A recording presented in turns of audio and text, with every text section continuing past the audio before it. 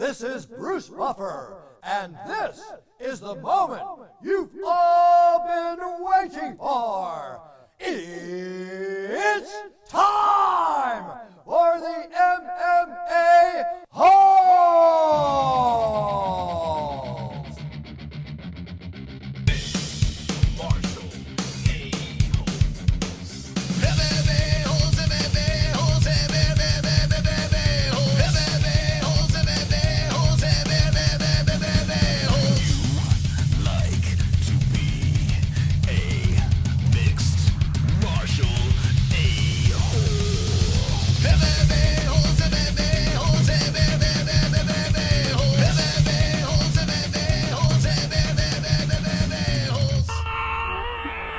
No way.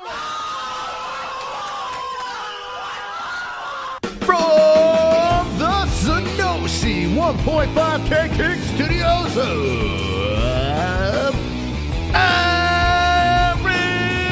Arizona, UFC Contender Series 2022 Week 8, Allan Begosso versus Farid Basharat.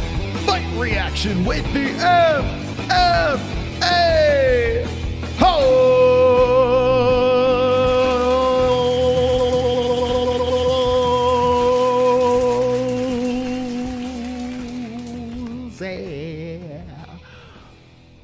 Wonderful. Welcome, Tuesday Night Contender Series. We're a little early tonight. We're a little hanging with the boys. Good to see everyone in the chat. It's good to be here. It's good to be alive. It's good to be wonderful on a Tuesday night. Hopefully everyone is doing well in the chat. Hit the like button if you haven't done so yet. And we're going to be reacting to this card over here. There's 5 fights. Headlined by Allan Begosso versus Farid Basharat.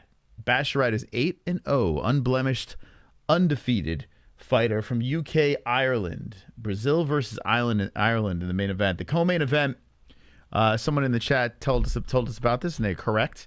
As an Ikram Aliskerov is fighting, a gentleman who is 12-1. His one blemish is from KHAMZAT.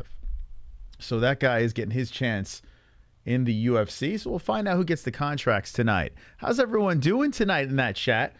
Hopefully you're doing well. Let's do this. Confirm. Request. Every stream I have to send a request to YouTube. Please monetize us. That's what happens when you're blacklisted. How's everyone doing? Let's see what's going on there. By the way, we have an announcement tomorrow. We have 2 guests coming on the show. 2 guys that have not been on the show, and both of them you should know. So they're coming on tomorrow night. Today, the Jake Paul versus Anderson Silva press conference was in Arizona. Kind of lame. A lot of respect. Nothing really to pull from it. So really, I don't really have much to say about it. But that's going down in Arizona in, what, 5 weeks? Jake Paul versus Anderson Silva. So as that gets closer, we'll dive more into that fight if you give a shit. And let's see what's going on in the chat. Live chat. Let's see. Hanging with the boys. Yeah. No, Julian Lane comes on every night, but unfortunately, he can't make it tomorrow night. Fam Hopo as well. I hope you're wonderful, Mr. Silverback Orangutan. What else we got in here? Just ate dinner rolling a missile to blaze. Nice. A missile to blaze. I like that. Let's see. Where's my niece? She's getting ready for bed, and she's not your niece. How dare you? It's Matt from Matt's Off-Road Recovery. Hey, Matt from Matt's Off-Road Recovery. But your name is Michael Garcia. So how does that... Matt from Matt's Off-Road Recovery. Tell me more. I would love to know about your off-road recovery. So we're live a little early tonight before the Contender Series. So we'll have a delightful chat with our beautiful, wonderful MMA-Holes. Hey, 2 joins. Happy Tuesday from Montreal, baby. What up, Montreal? Best strip clubs in the game. What's up, Damn Savage? How you doing? Taco Tuesday, says Johnny Smith. That's wonderful. Who doesn't like a taco, right? Everyone likes tacos. I had this debate a couple weeks back about tacos. And I think all tacos are good. They all taste delicious. I like burritos. I like a lot of Mexican food. But there is a way to eat a taco and a way not to eat a taco. And I know it's very controversial. I say a lot of controversial things on this show. The wrong way to eat a taco is a hard taco. It's for slobs. And it's ridiculous. You eat a soft taco. It's all, Jessie says that she calls it a little burrito, and it doesn't make any sense, not taco. I think she's completely wrong. In fact, a burrito has more stuff in it. Taco is very simple. You know, where you have your meats, your cheese, maybe, I don't know, sometimes a tomato. I don't know. But, you know, not much of the taco. Salsa, if you'd like to throw that on there. Soft tacos, it's just wrapped up, and it's not falling all over your hand and your plate. And you're not like, oh, do you have a fork? You're picking it up with your fingers. It's all over your face. You take a bite off of a hard taco, and it just crumbles all over the place. It's nonsense. Whoever developed the soft taco needs to be, I don't know, have a taco shoved up his ass. I have no idea, but it's ridiculous. Soft tacos are the way to go. End of story. Hard and soft together are good. Yeah, that's what people, when I had this discussion on Facebook, that's what people are saying. People are like, you need like the hard taco inside the taco. Listen, when you think taco, you think simple, right? Just put it in the soft. That's it. They both taste good. Don't get me wrong. It's not like I don't like the taste of a hard taco. I like the taste. Soft tacos all day, baby. All day. Listen to Truth, Mystical Moss. That's right. Maybe there's a slight resemblance, but very slight, says Old Hickory. Don't know what you're talking about. Anyway, if you're going to be watching the ESPN Plus fights tonight, we have a link in the description and in the live chat. We get a little commissione if you utilize our link to watch the Contender series tonight. So click that link if you'd like to watch along with us. If not, it's okay, because we'll be doing our fight reaction in the Dragon's Lair. And we're going to be looking and searching for contracts and carnage. Right, Gondo? Wonderful, wonderful. That's right. Look up the name. You look like Matt, but younger. Matt. Oh, okay. So Matt's long-lost twin. Matt's off-road recovery. Okay, let's see. You know, eventually, people are going to be like, you look like Mystic Moss. I always get, you look like this person. You look like, my whole life. I've always gotten, you look like this guy. You look like that guy. You look like Gerard Butler. You look like fucking Mel Gibson. You look like this one, that one. My whole life. I've been getting, you look like Matt's off-road recovery blowjobs. Let's look at this guy. You look like Seamus. You look like a fucking ginger. When are we going to get you look like Mystic Moss? Let me guess. He has a beard? Let's see. I see a lot of trucks. You know what? I actually do kind of see the resemblance. Just a miserable guy with a beard. Matt's off-road recovery. Never even heard of this guy. All right, let's see. Hold on a second. Matt's off-road recovery. What the hell? There he is. Look, he looks miserable like me. The only thing is I don't wear Hawaiian shirts. I don't know what his deal with that is. Is there any other pictures of this guy? Let's see. Oh, God. All guys with ginger beards do look alike. That is true. Let's see. With this guy, who is this guy? I tell you what, I do see the resemblance. I see like he looks like me a couple years down the road. A couple extra lines in my face, big schnoz. Yeah, I kind of see it. I kind of freak Jesse out. I'll tell him. Matt's off-road recovery. Look at this fucking guy. Yeah, just a couple of cheeseburgers later, and that's me, baby. That's me. All right, very nice. All right. I can't argue it. I see the resemblance. I can't argue it. Usually I'm like, what the fuck are you talking about? But I kind of see it. You know, just a fucking honky with a gingerish beard. There I am. That's me. Matt's out of shape off-road recovery. Do you guys really enjoy the Contender series? Yes. So, listen. I am not the type of guy that watches college fucking football, basketball, college this, college that. I don't get it. I don't get any of that stuff. But people are like, you watch that stuff because then you see the guys before they get into the NFL. Like you see the prospects, you see them from day one, like, and then they get drafted and they become these big superstars. And you like, I saw them when they were playing then in college. And I'm like, yeah, who gives a fuck? It's just like the sloppy version of the NFL, sloppy version of the NBA. No, I'm good. I don't need any of that college stuff. So when people say, why do you watch the Contender series? Well, I guess I'm kind of a hypocrite because it's kind of like the college, but it's not. It's not, because you still got 40-year-olds. You still got 35-year-olds in there fighting 17-year-olds. Like you still have older people competing that are veterans. There's some people are veterans of the sport competing to try to get that coveted UFC contract. Reason why I watch is Tuesday nights, there's really nothing going on. And if you're going to put carnage in front of my face, and then on top of it, sprinkle in a little Dana White giving contracts out, I like it. And then the storyline of, yes, I saw them from the beginning, is there as well. The theatrics of the Contender series is fun, and it trims all the fat. It's not like that nonsense show called Tough. The Ultimate Fighter, which is trash. It was entertaining at one point, and it's turned into a soap opera of just stupidity. The Ultimate Fighter is terrible. Absolutely terrible. But the Contender series gets right to the point. Here are the fights. Do they get a contract? We move on. Not like, yo, you stole my fucking meatloaf, bro. Who drank the last Pepsi? Let's fight. Like, I mean, who gives a shit about that stuff? All right, let's see. Let's put on the Contender series as we're about to begin. If you put carnage and some pastries in front of Moss, I mean, listen, who doesn't like a good pastry? I'm going to look like Matt's Off-Road the way I eat sweets. I'm going to try to quit sweets again. I went like a good month of no sweets, and I was going good, and then I flew to New York, and, you know, you can't pass up a New York cannoli. And then next thing you know, I was shoving everything into my face once again. I come back here to Arizona, and I just picked up where I left off, just eating sweets.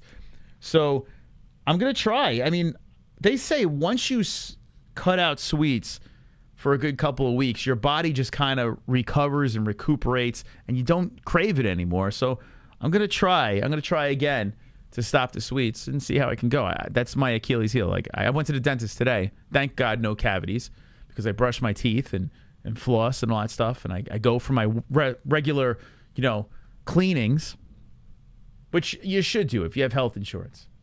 Just get your teeth cleaned. Go every 6 months. This way you don't have teeth being ripped out of your head, you know, because you're just too lazy to go to the fucking dentist. Now, if you don't have insurance, I get it. But if you do, and you don't go to the dentist, I have friends that have great insurance. They're like, fuck the dentist. I'm like, well, you are a fucking idiot. Because, like, yeah, that's great. You have like 4 teeth in your head. That's cool. Anyway, that's me ranting about the dentist. All right, let's get the Contender series fired up. We're ready to go. Good luck, baby. Yeah, I'm probably not going to be able to pull it off. Sweets, I love a good dessert. I love it. I love it. Like, sometimes I have to plow through my healthy dinner. Like, I had like today I had like salmon for lunch, and I don't know what we're going to do for dinner, but probably be relatively healthy. Can I borrow $50K for new teeth? How can you be... how young can you be to enter the series? So Hernan Torres... next week, there's a 17-year-old literally competing in the Contender series. It's the youngest kid to jump on the show. We usually see like the youngest, like 21, maybe a 20-year-old. But now they're dabbling into 17-year-olds, so it's kind of wild. Taco Tuesday. If you don't eat your meat, you can't have any pudding, Moss. It's true. Haven't been to the dentist since COVID started. Go. I mean, is it because of insurance? If it's because of insurance reasons, I completely understand. Because insurance is fucking... The amount of money we pay on insurance is so stupid. But if you do have insurance, just go. Because here's the thing.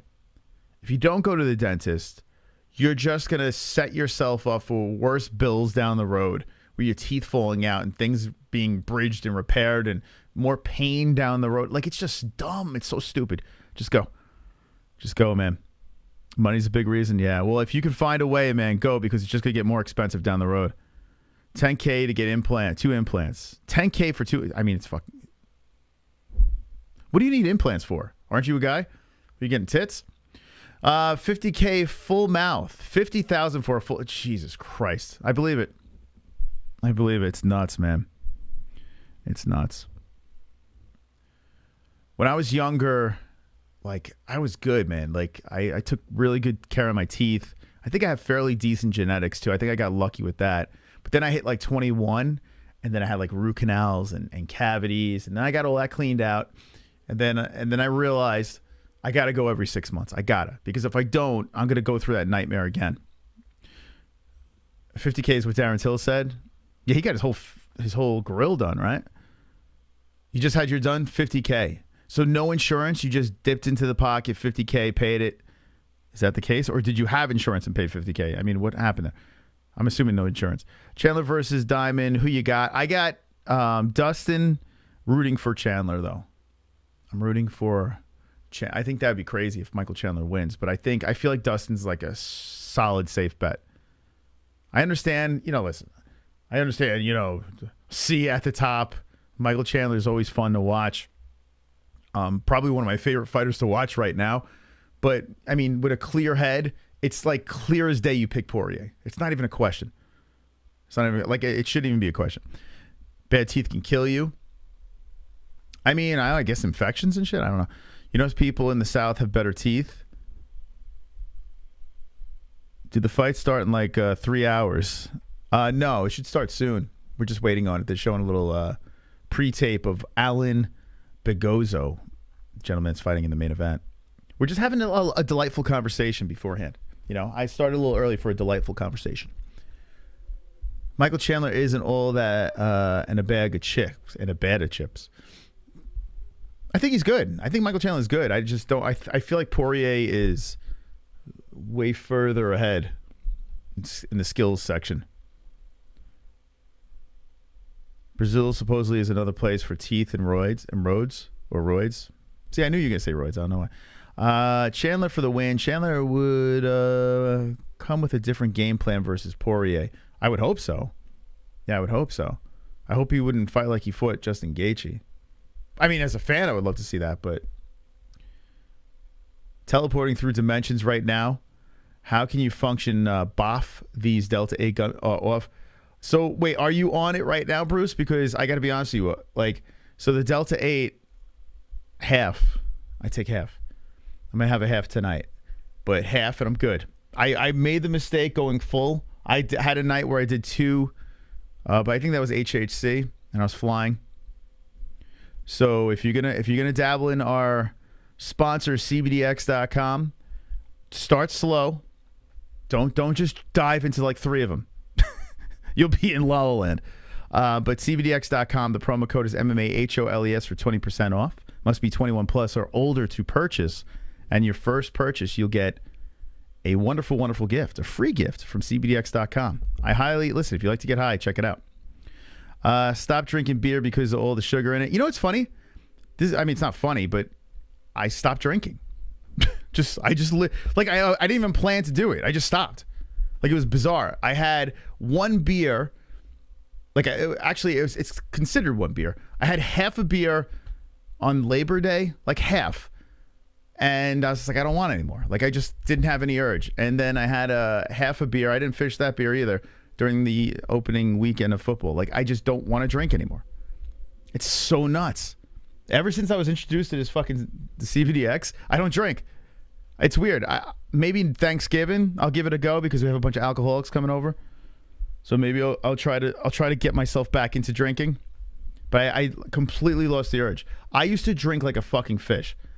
Like, I used to, when I was in my late 20s, early 30s, I mean, I did everything wrong with alcohol. But now I don't even, it's weird. It just doesn't even appeal to me anymore. How do you think that Chimaev would match up against Michelle Pereira? Oh, wow, that's a big welterweight. I mean, of course I would pick Chimaev. But Michelle he's a crafty son of a bitch, and he's pretty good striker. Yeah, that's interesting. I mean, I pick Chimaev, but it is interesting. That's an interesting matchup. It must be nice to get high off of CBD like it's Oxycontin. I'm not getting high off of CBD, bro. I don't know how many times I got fucking tell you it's not CBD. What else we got? We got mybookie.ag if you like to play some bets, maybe Contender Series bets. By the way, someone reached out from MyBookie. One of the not matchmakers, the line makers. wants to come on the show. So we're going to have someone from MyBookie on the show. It's kind of cool. Like, that's kind of cool. The guy that actually, like, makes the lines for the website. So I'm, like, fascinated by that shit. So we'll have that gentleman on next couple of weeks. I think before UFC 280, we'll try to get him on. But if you want to place a wager on some fights, some football, any sport, mybookie.ag. The promo code is MMA-HOLES for 100% match on your first deposit. You know, gamble responsibly. Don't be silly. Have a little fun with it, and I hope everyone wins. I wish you the best. Sheath underwear, best undies in the game. They fit beautifully. They are absolutely wonderful. And if you'd like to treat your nether region like a gentleman or a sexy lady, go check it out. There's a link in the description down below. Very nice, comfortable stuff. And you have the optional pouch in the front if you want to try it out and stick your junk in there. That works out nicely. 20% off. Promo code MMA-HOLES. Same promo code for Head Rush. Head Rush is wonderful. They sponsor XMMA as well, which has an event coming up in October. We'd love to be working with them again. We'll see if that happens. But Head Rush supports us. We support them. And it's an honor to be part of Head Rush's family. Because I've been a fan of Head Rush since, back in the old video games when you could put your logos before the Reebok days and all that shit. And Venom. Venom was around. But you used to be able to pick your logos and throw it on. I would always throw the Head Rush logo on. I always liked their stuff. So it's just weird how here I am now getting sponsored by them and wearing their clothing. So 20% off. Promo code MMA-HOLES. Links are in the description. Old school MMA fans remember Head Rush. Dustin Poirier used to walk around with Head Rush before the slave masters of the UFC decided no more sponsorships. But they still support their fighters. So support Head Rush. And if you're looking to watch the fights tonight, ESPN Plus. Link in the description at live chat, baby. Ote, we're waiting on the Contender series to get going. First fight lined up is Marcos versus Lewis. I'm probably behind again, so I'm probably gonna have to sync it up. But Marcos versus Lewis. We'll have the live stats in the middle. They'll be invisible because they don't like to show pictures. But these are the guys that'll be fighting. A bantamweight fight between the boys. 12-0 Daniel Marcos from Peru. And they got Brandon Lewis. Let's go. 6-1-0. And Brandon's actually a slight favorite. Pretty wild. So almost like half the fights that Marcos has, Lewis looking to... Oh, he was on the Contender Series. I don't remember that. Well, there you go. He was on the Contender Series. He lost the decision. So he has another chance tonight. Only 25 years old. So we'll see how this thing goes. But Lewis versus Marcos. Anyone in the chat actually placing bets on the Contender Series? Let me know. Let me know who you got for tonight.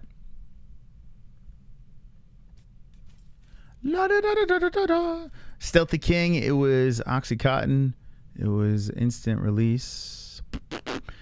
Khabib wore a Head Rush shirt on his UFC day. Is that true? Is that true? Look at that. Probably. Head Rush was like... a lot of freaking legends used to walk out in Head Rush. This is Sorcery Moss. These gummies bar forged in the halls of Valhalla. Sorcery. Nikki Moss is committed to playing the parlays, but no parlays, man. What? Gaylord? What the fuck? I played the wrong thing. No parlays for me, babe. I want to make a t-shirt that says fuck parlays. Just fuck parlays. I think it's the biggest scam. So ridiculous. The amount of money you lose in parlays to chase that big hit is just ridiculous. It's like trying to hit the lottery. Habib's son Islam ever gonna fight again? Makhachev is fighting in 280. He's fighting Charlie Olives. What the fuck? What the fuck? What time is that fight? Is that going to be an early card? I hope they put it at a normal time.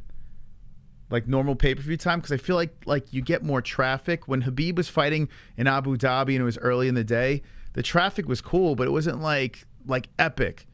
I want some crazy eyeballs. Islam versus Charles, Alex versus Izzy on the same card.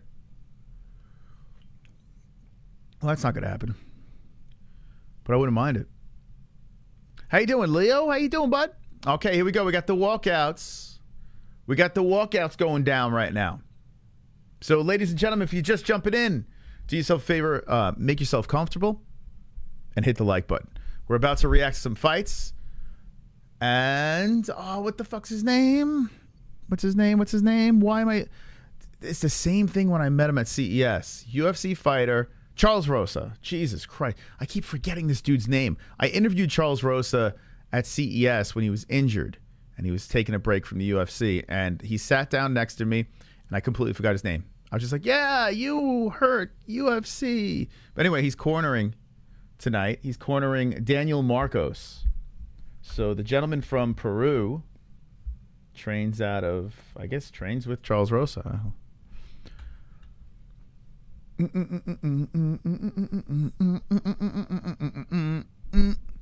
Khamzat smashed both Izzy and Alex. Scary.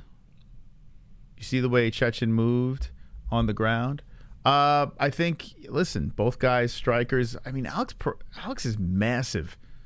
He's a big dude, and he's training with Glover, so I would imagine he would be able to stop some of those takedowns. But yeah, it's going to be interesting to see Khamzat, you know, fighting guys at middleweight. He ran over Meerschaert, but let's see him fight the top-tier guys. Khamzat reminds me of Yul spinning around on Chris Weidman. Khamzat's a fucking animal. Hate that fucker, though. Well, at least you're honest about him being an animal. 29 years old, Marcos. 25, Lewis. 5'7", Marcos. Lewis, 5'4". 136, the weight for Marcos. 135.5 for Lewis. The reach, I think it's around 70 for Marcos. They took it off the screen, but 64 inches for Lewis. We're about to get going here. Round one has begun. Let me know. I'm a couple of seconds off here. We'll do it at 4:30. I'll sync it up. But let me know in the chat if I am massively off. Hold on. Let's do 4:41.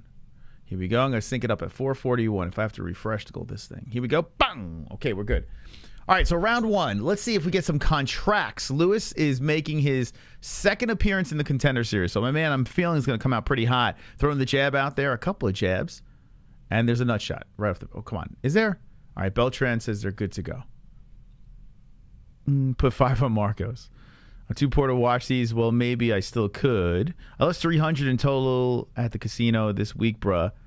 Was up 6. You were up 600 and then wound up losing 300. Okay, we're good on the clock. All right, thank you, Damn Savage. Appreciate it.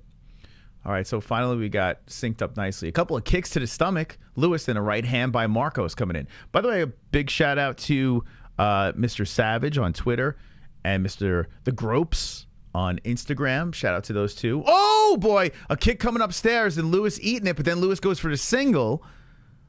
I thought Lewis got fucking buckled there, but he's going for the single. He's pushing against the fence. He's trying for the takedown. Maybe he was just going all in for that takedown. Another single. Now the other leg Lewis is working. He's eating some elbows as he's tugging Marcos from off the fence. Hits him with a right hand. And the bantamweights keep throwing. Marcos looking pretty big out there. Chops a foot forward on Lewis. I thought Lewis was going to go down there. Lewis throws a couple of jabs and then a body shot that grazes. The 1-2 by Lewis. He blocks a couple on the way back as Marcos comes forward. 3:15. First round of action. Marcos versus Lewis. We hit the like goal. What should the like goals be? Let's do a $150. $150. Easy work. Everyone has to hit that like button. 150 likes. We go crazy. We go cray-cray. The ref is tucking his mutton chops. So the UFC doesn't let him freeze swing with his mustache. Wow, Marcos is coming in hot, man. Lewis is trying to counter in with the left hand, and Marcos is slinging leather. Yeah, for some reason, the UFC is like, no, no, no. Tuck that filthy stash in. But you see, oh, the nice flying knee by Marcos, and Lewis is getting battered against the cage. Marcos is doing work. Lewis is shooting for the takedown again and just drives Marcos to the other side of the octagon and then takes him down. So Lewis gets popped, but collects the takedown. Marcos gets back up, grounds himself, and is trying to work his way up that cage as Lewis is looking to pull him back down. So interesting first round. 2:15 left between the boys. First fight on the card. Dana White sipping on something in his red Solo cup. What do you think he's got in there? Take guesses. Jizz? Coffee? No, it can't be coffee in a Solo cup. A little scotch? Vodka? Prime energy drink. More left hands are coming in by Lewis. So Lewis, who has eaten some punishment here early, still hanging in there with 145 left in the foist. Costa's Secret Juice, Howlerhead. Howlerhead's a good guess. Gasoline, Howler Monkey. I never had Howlerhead. Isn't it any good? I never had it before. I heard it was sweet. Once I heard it was sweet. You know what's funny? I love dessert. I just don't want my alcohol. If I have alcohol, I don't want it tainted by sweet stuff. Like when I was in my 20s, that was cool. But then like when I hit my 30s, I became a man. It took me a little while to become a man. And I decided not to drink alcohol with sugar in it. Like fucking rum and Coke. Like, what are we doing? Just drink the fucking things. Just drink the alcohol straight. Neat. Put it in your body. Clean. Stop putting that fucking fruity stuff or the soda in there. Like, what are you doing? What are you, Fruit Loop? What's going on here? Drink it like a man. Oh, man, the left and the right by Marcos coming in. The knee flying in. Marcos coming in hot on Lewis. Looks to be winning this first round so far, but Lewis hanging in there. 50 seconds left. Proper 12 tastes like piss. Yeah, it's not the best. I would love to back Connor's drink, but I can't. I haven't bought it since. I bought it like twice, like when it came out as like a novelty. But yeah, I would drink mostly anything but that. Red Bull and vodka. Is it dank though? So Red Bull, all right, I'll give you a pass if you're at a nightclub. You're at a table. You know, you're with the boys. You're looking to chase some tail. Right? Oh man, nice body shot by Marcos. Marcos shoots for a takedown. You know, and you want to stay up. You want to be awake. You want to be alive. You know, you're exhausted. You were sitting at the pool all day. You know, you're at the casino gambling, but you're at that fucking nightclub and you want to fucking party. All right. Just put the Red Bull in there. Wake your ass up. Fine. I'll give you a pass on that. But if you're fucking at a barbecue and you're drinking Red Bulls and vodkas, you might as well show up with a skirt on. What type of whiskey do you drink? I prefer Scotch. That's what I prefer. I like the stuff that has that peaty taste to it. Like it tastes like you're drinking some wood, like you're drinking some tree bark. I like that kind of stuff. I love Johnny Walker Double Black. I've said that a million times. For a reasonably priced Scotch, Johnny Walker Double is like the shit. But anything that has that like that, I don't know, I guess it's called peaty, right? Fireball could eat a dick. When I was a kid, I used to drink Smirnoff and all that stuff. I used to drink all that shit, you know? But yeah, you get older, you're like, what are you doing? What the fuck is going on here? You can get away with it when you're a kid. Then you gotta be an adult, you know? Now, if you're one of the young ladies out there that like this the sweet stuff, then more power to you. You could do it. You drink your Happy Dads. Here we go. Round number 2. So Marco should have number 1 in the bag. Let's see if Lewis can bounce back in this round. Start drinking THC. When you get old, straight to the point. I never understood it, too. It's like coffee, though, too. It's like when I started drinking coffee, I used to drink light and sweet. And then I'm like, what is that? Like, I started just drinking black coffee. And now I never turn back. Like, oh, nice right hand by Marcos. Marcos looking pretty good, man. Solid striking. Backs up, but Lewis is not going anywhere. Lewis is trying to get some redemption here. Lewis hits him with the left or right. Oh, here we go. Lewis turning up. Marcos unfazed, though. Nice leg kick. Chases Lewis down. 4:15 left, second round. Lewis hits him with the left. So it's a bantamweight fight. Let's see if these guys... Lewis got fucking tree trunk legs. For a bantamweight, he's got pretty thick legs. Nice body shot. I started doing it. Oh, the front kick by Marcos. Lewis eats it. And he's still standing upright. Nice leg kick by Marcos. So if you're looking at the strikes, yeah, Marcos is double on the strikes. At the gym, I finally got back. So I started like doing a lot of the cardio machines. I don't usually do it, the cardio machines. I like to lift my 15-pound weights. But I started doing the cardio machines. And I was doing the bike. You know, I did the UFC bike. You know what I'm saying? The weight cut bike. You ever watch an Embedded or anything like documenting a fighter at the gym and they're like with that fucking bike with the arm things that go forward? I'm like, I want to do that. So I jumped on that thing. My goodness. That is quite the workout. I sat on the thing for 10 minutes. I wanted to die. Lewis wraps around the body, and he's looking for a takedown here. So let's see if Lewis can get another takedown. He's 1 for 5. He's got Marcos against the fence with 3 minutes left. Marcos blatantly holding onto the fence, and his fingers get slapped from off the cage. Those bites are great. What are those bites called? You always see them. You always see, like, I got to cut weight for the fight. They're on that bike. That's the bike. That's like, you got to cut weight, you jump on that bike. But it's good, like, arm, like, shoulders, legs. It basically hits everything. Have I ever tried Everclear? Isn't that vodka? I don't know. If it's vodka, I think I did.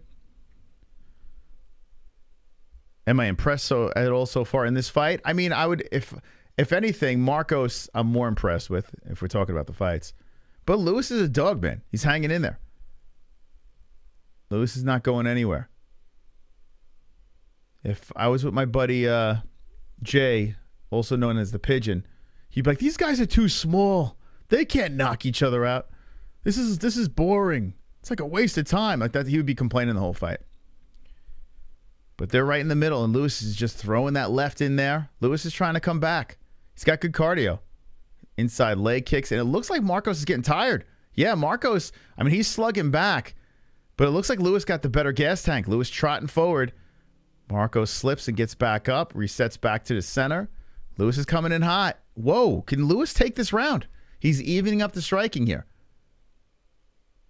Yeah, significant strikes. Lewis could be winning the second round. Damn, I think Marcos got tired. Nice leg kick.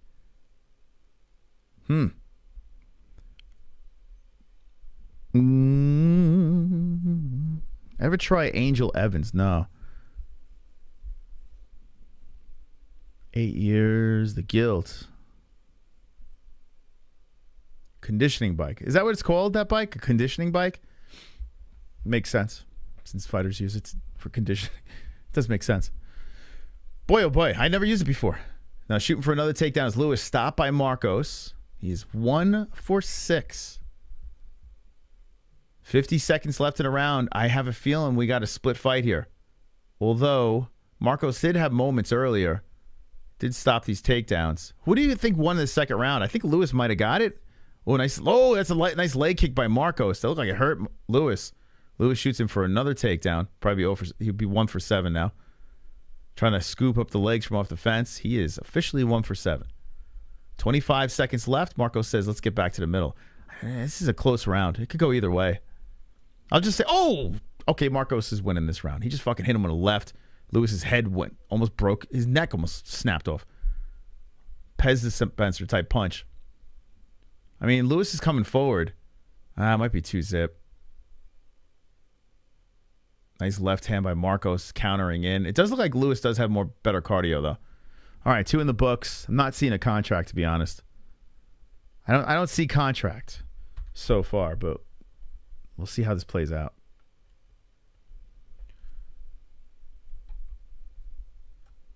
That leg kick, yeah, it was brutal, right? Booze kills, cannabis chills. My work has a gym, and I was in the elliptical stepper today. The machine told me I burned 1,140 calories in 40 minutes. Great way to, wow.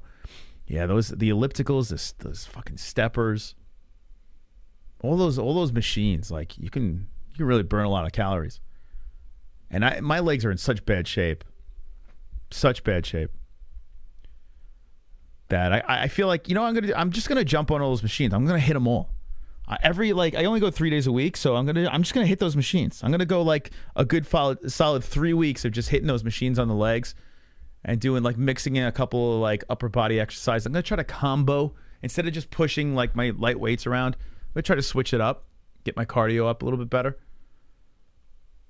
and see if that does anything for me. But yeah. Not like you guys care, but I'm just making conversation. By the way, my cut, thank you, 2 Joints, for asking. It's still there. A chunk of my thumb is missing. It's still there. But I'm airing it out now. I've been airing it out the couple of days. Ever since I got that hand, foot, and mouth thing, like my fingers are all peeling from whatever the hell. They're not, I don't know what the fuck they were that popped up. The monkeypox or blistering up. Baby's going to sleep right now. Baby's going to sleep. I'm missing dinner because I'm watching Carnage. Being a horrible father. Nice left and right hands by Marcos, but Lewis is on the hunt, man. Lewis is fighting like he's down. I mean, this could be a 1-1 fight. Very possible. But no contract. No soup for you. Those tree trunks getting chopped down. It's his real one. Yeah. Yeah, those leg... Oh, man, that left leg is messed up. Yeah, Lewis got some fucking massive thighs. See, that's what I'm talking about, genetics. Like, I'm sure the guy works out like an animal. But, you know... Some people just got, like, I don't have those. I can't develop those thighs. It's impossible. It's an impossibility. Lewis working against the cage right now with 3:45 left. He's about to go 1 for 8 on takedowns. Nice right and left hand, though, Lewis. So he can't get the takedown. He keeps the pressure coming. I mean, if he got that second round, the cardio could hold up, and maybe he wins 2 and 3. But 3:30 left. Lewis versus Marcos. First fight on the card. Lewis has a second opportunity at a contract, and he's looking to go another decision. He might lose another decision here in front of Dana. I mean, a tough guy with a lot of cardio and shooting him for another takedown. He's going to be 1 for 8. He is 1 for 8. Oh, boy. Baby L in the UFC. Did anyone else see Nate wince after that one leg kick? I thought it was over right there. Yeah, there was a couple of times where Nate's done that before, though, right? You would think he's hurt. And maybe he is. But he'll just trot around and shake it off. Tough dude. 2:45 left, and Marcos chops one to the body, a foot. Then there's the left and right hand by Lewis to the face of Marcos. Lewis trying to stay all up in his grill as he's chasing Marcos around. Marcos is circling back to the center. Lewis hits him with a kick to the body, followed by a left and right hand. Marcos missing as Lewis is doing that head movement. Oh, nice left hand by Marcos. Lewis has a wild... All right, fucking... Boo, get these guys out of here. Whoa, what the hell? Lewis is tumbling down to the ground, back up. Goes for another takedown, about to be 1 for 9. Looks like it is. Okay. Get these guys out of here. Get them out of here. This is a disgrazia. These guys don't deserve no contract, right? Lewis squirming around to the ground, and Marcos hitting him. Hey, can Marcos get a finish here? 1:54 left. And Lewis gets back up. Oh, Marcos hits him with a flying knee. And Lewis has the hands down, huffing and puffing, and just keeps coming forward like a zombie. So everything Marcos has been throwing at Lewis don't give a fuck, man. This dude is tough. Oh, got hit with a front kick. And Lewis still comes through, drives through. Looking for the takedown. Gets Marcos down. Is that it? Is that the second one? Yeah, baby. Why didn't they give him a... There it is. 2 takedowns. Very nice. He finally got one. 2 for 11. Lewis did it. He got a takedown. Marcos spins out of it, gets up, grinds a fist right to his face. And Lewis huffs and puffs and walks forward. Lewis charges him with a right hand. Lewis is like hands down saying, I am just leaving it all in the cage. He is just walking down Marcos. Marcos is huffing and puffing, then tags Lewis with a right hand. Marcos backs up, and Lewis is coming forward exhausted. Marcos trying to chop. Both guys are shot. Shot. Oh, my God. I could only imagine what's going through these guys' minds. Like, all they want to do is get that contract. They're fucking exhausted. They're in the 3rd round. Lewis keeps coming forward. Their rights and left hands missing wildly. Lewis keeps it coming. Kicks, head kicks, falls down to the ground. Looks to get back up. Marcos lets him. He's just too exhausted. Marcos drives an elbow forward. Lewis just blocks it. Walks forward with the right. Lewis chasing him down some more. Huffing and puffing. Blood just squirting out of his face. Lewis just coming forward some more. Throws the left and right hand. Man, Lewis's cardio is legit. Even though this guy's oh, he just ate a right. Nasty right hand, and Lewis is still standing. Marcos tags him again. Whoa, 10 seconds left. Lewis is getting wobbly out there. They stand in the pocket. They're both swinging. Just grinding down on the mouthpiece. Here's a flying knee by Marcos. Has a little bit left in the tank. Woo! Okay, that round ended very nicely. Wonderful. So let me just say this. I think Marcos won that fight, and I have a feeling Dana White is standing up. I have a feeling Dana might give him the contract just because of the heart and the way they finished that fight. I mean, they showed they really wanted it. It's not like they made this boring in any way. Like, I know it was progressing like, okay, this is no contract, but I'm gonna switch my opinion and say Marcos gets it. I think he's gonna get the win, and I think he's gonna get the contract. Let me know in the chat if you see it any other way. You say contract or no contracto. Unfortunately, no carnage. But yeah, Marcos definitely landed the more powerful strikes. That's for sure.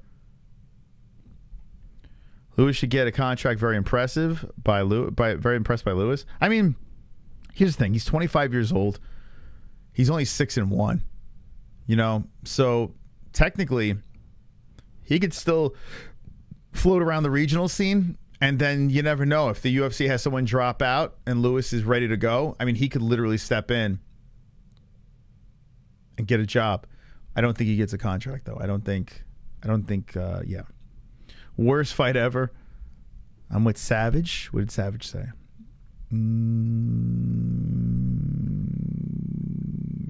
I lost it. 50-50. Okay, here we go. Let's see. We're going to hear the scores. Oh, where's my sound? Unanimous decision. It's going to be Marcos. Marcos gets the win. Okay, so the gentleman that won, his name is Daniel Marcos. He is now 13-0. Oh, here's another thing, too. He was the underdog. He's 100% getting the contract. The underdog, 13-0. Pretty solid win for the kid. Finished really strong. Yeah, he's going to get a contract. Not even a question. I picked and bet Marcos is the dog. He was off for almost 3 years, which is why he wasn't the favorite. Oh, is that why? Hold on, let's see. Yeah, 2 years and 9 months is his last fight. Wow. Oh, my God. Dude, what the? His last fight was 1 month, 3 weeks ago. His last Contender series was 11 months ago. Wow. Oh, yeah, he's getting a contract, this kid. He walks over to Dana White, pleads his case. So Daniel Marcos, I'm going to say it right now. Welcome to the UFC. Welcome. I apologize for falling asleep during your fight, but it ended very nicely. So good. Good job. Good job, Marcos. 13-0. 13-0, yeah. So tomorrow's show, by the way, we have another fighter. I'm not going to say the name this time. Has been on the show before. Really nice guy, but got the block from the management team coming on. A lot of management teams are doing this now, where they're stopping their fighter from doing all interviews before their fights. So hint, he's got a fight coming up. But really nice about it. You know, he's just, I don't know. I mean, I guess they want him to focus on the camp. I guess that's what it is. No distractions. But yeah, it's getting to be a bummer with some of these fighters. That's the bad news. But there is some good news. Tomorrow night we have 2 guests. I just want to see something really quick. Give me 1 second. And I'm going to give a shout out to Kendall. I don't know if Kendall's in the chat. But tomorrow, we're going to have a gentleman named Desmond Green on the show. Desmond Green.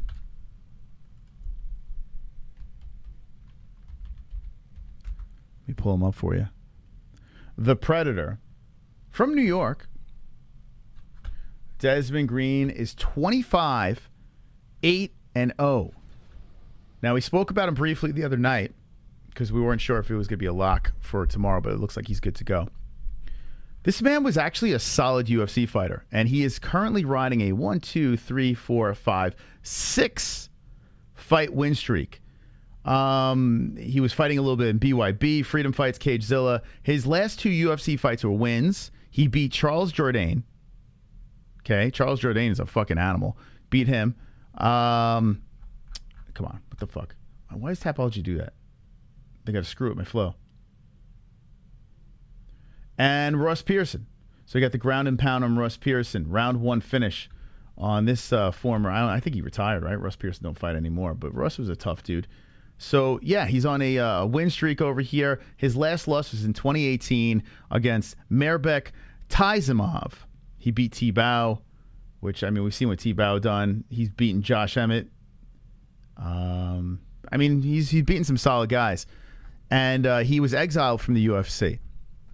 The reason why he was exiled from the UFC is he got into an accident and killed a few people. So, he's coming on the show tomorrow. He's coming on the show tomorrow at the 10 spot, 10 Eastern time. He's the second guest of the show. And it is going to get interesting. I don't know where it's going to go. He's a solid fighter with a fucked up story. So we're going to learn about Des Green, the Predator, coming on tomorrow. Seems like a really nice guy, too, from the what I've spoken to him about. But, yeah, he's got a crazy story. So we're going to talk to him. Also, I'm actually very excited about this. The first guest for tomorrow's show, I mean, we just bring in the heat. I wasn't just going to do one guest. I'm going to do two guests. And like I said, Kendall actually set this up. We weren't actually going to go in this direction. But you guys and gals, if you're UFC fans, I'm sure you're familiar with this man over here. He's big. He's Ben. He's Rothwell. 37-14-0. Ben Rothwell, for the first time ever, coming on the MMA-Holes as well. Ben Rothwell coming on the show. Look at that. I mean, this guy's been in some... He beat Chris Barnett, you know, crazy Chris that just fought. Beat him. Got some notable wins. I mean, he's fought with some of the best of the best. Last loss was to DeLima, and that was his last UFC fight over there. Now he's fighting in bare knuckle. He's going to make his debut.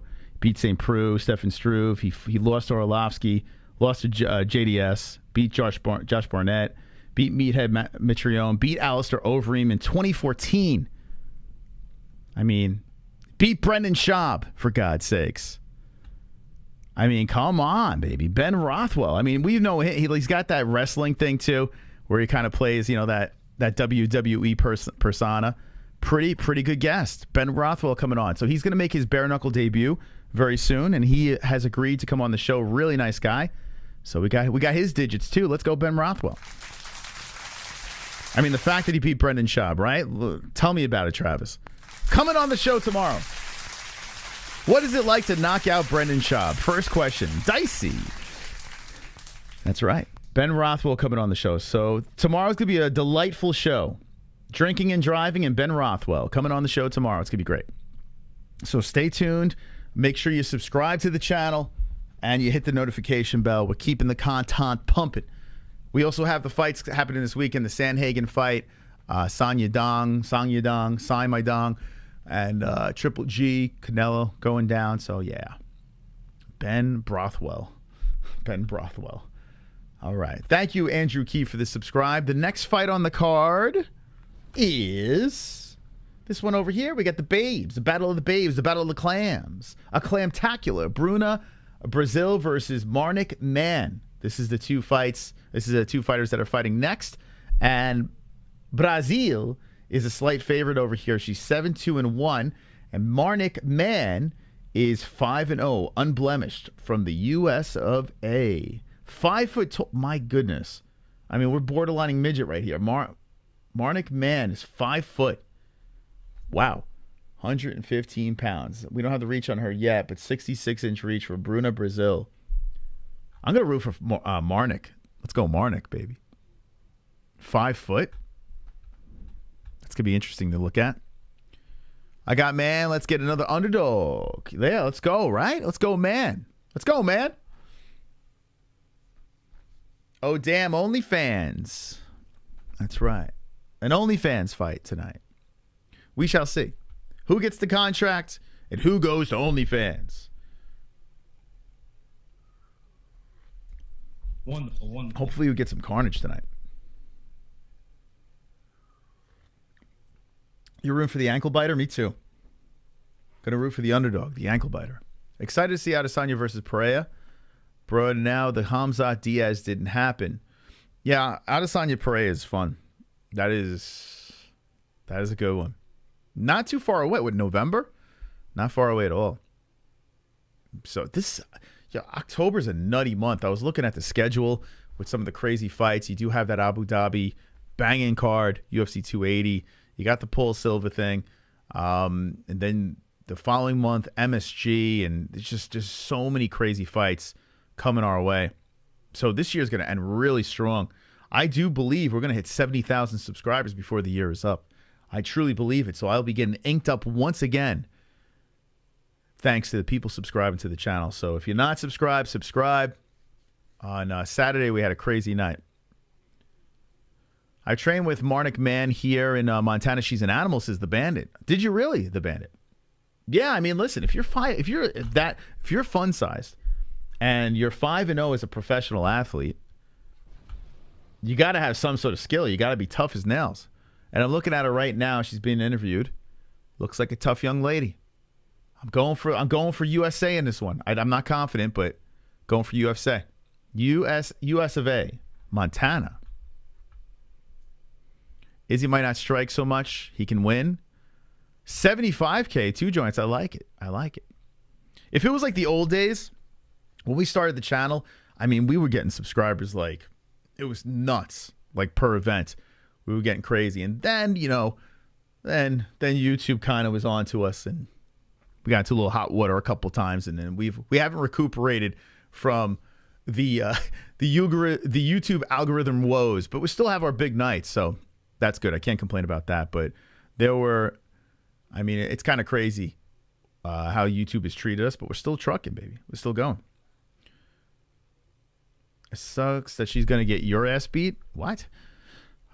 She is very, very, very strike heavy. Okay, I like that. I like that aggression. Like it.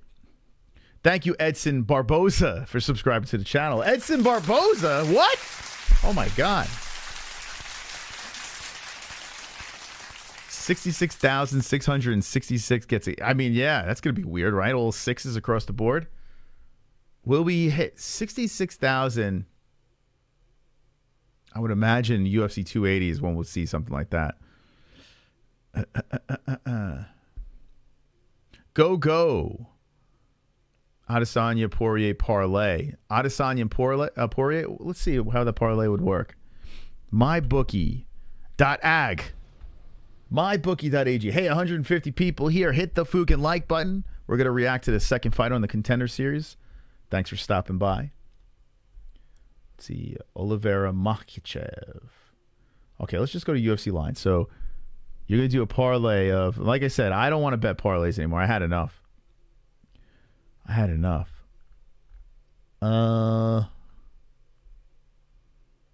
Let's see. Let me scroll. Wish I could just like type it in and pop up. What am I missing here? Cody Garbrandt. Trinaldo. 10-1. Oh, they don't have it that far in advance? That's stupid.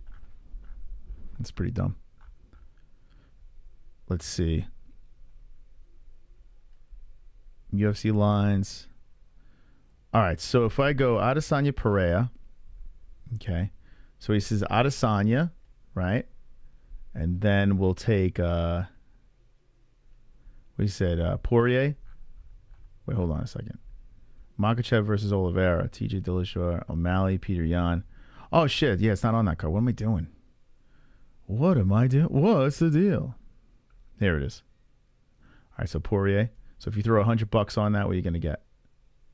Or if you just throw 20, you win $30. I got to be honest with you, Izzy's going to lose. Wait, is Pereira? No way. No way, Jose. Pereira is the underdog? I should put the bet in now. Oh, my God. He's the plus 133. Oh, man, Alex Pereira going to get that dub. He's coming in as an under. Let's go, baby. Let's go. Might be the last time you get Alex Pereira as an underdog. Take the fucking plus, baby. Take it. Take that plus. I'm probably going to kick myself in the ass. Like, I'm going to wait, and then it's going to flip. Then I got to bet on Izzy. Oh, wow. Okay. Well, good luck with your parlay. Hope you win. Hope you win. Here we go. Battle of the Babes. Brazil versus Mann. Mann is in the cage. You know, Izzy's going to run and try to win by points. I would imagine. No chance Izzy wins by running away. I think, I have a feeling Izzy's not going to. I don't know if Izzy's going to just stand in the pocket with this dude. You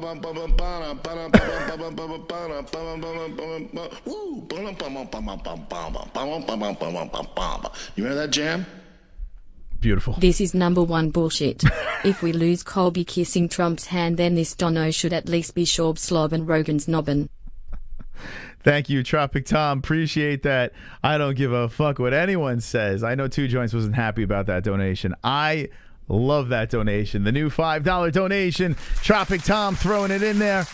Why, thank you. Thank you for being the top Fukin dog. Let's put your name in the box over here. You were the first donator of the evening. Really appreciate it.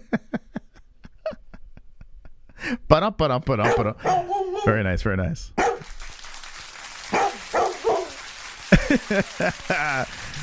Yeah, so the Colby Covington donation is gone for now. We will probably make a brand new one.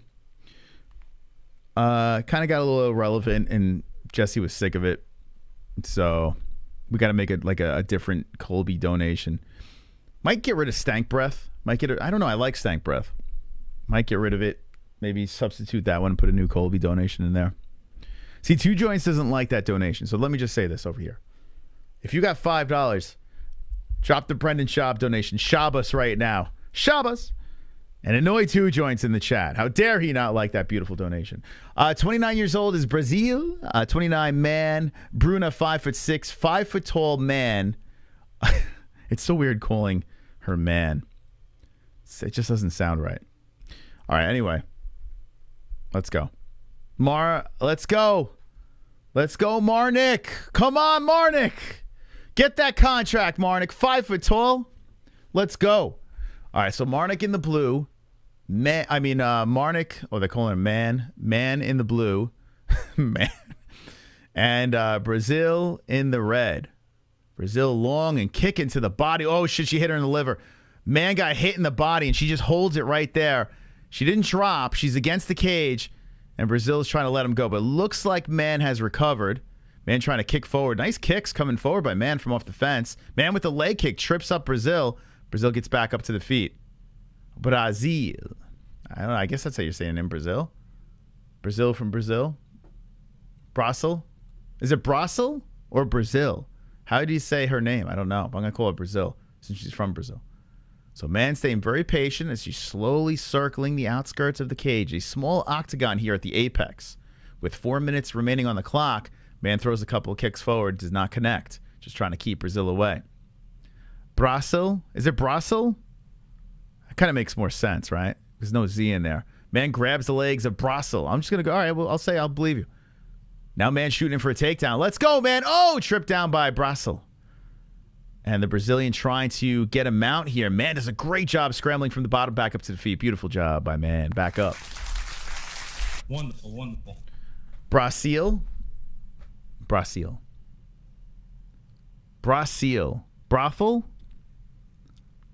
Brasil. So one saying Brasil, one saying Brasil. All right, Brasil. I guess, yeah, Brasil. Okay. Brasil's throwing those kicks towards the thigh of Man. Man coming forward. Man very slow and just, waiting for her opportunity. Comes in with the leg kick, moving that right hand forward.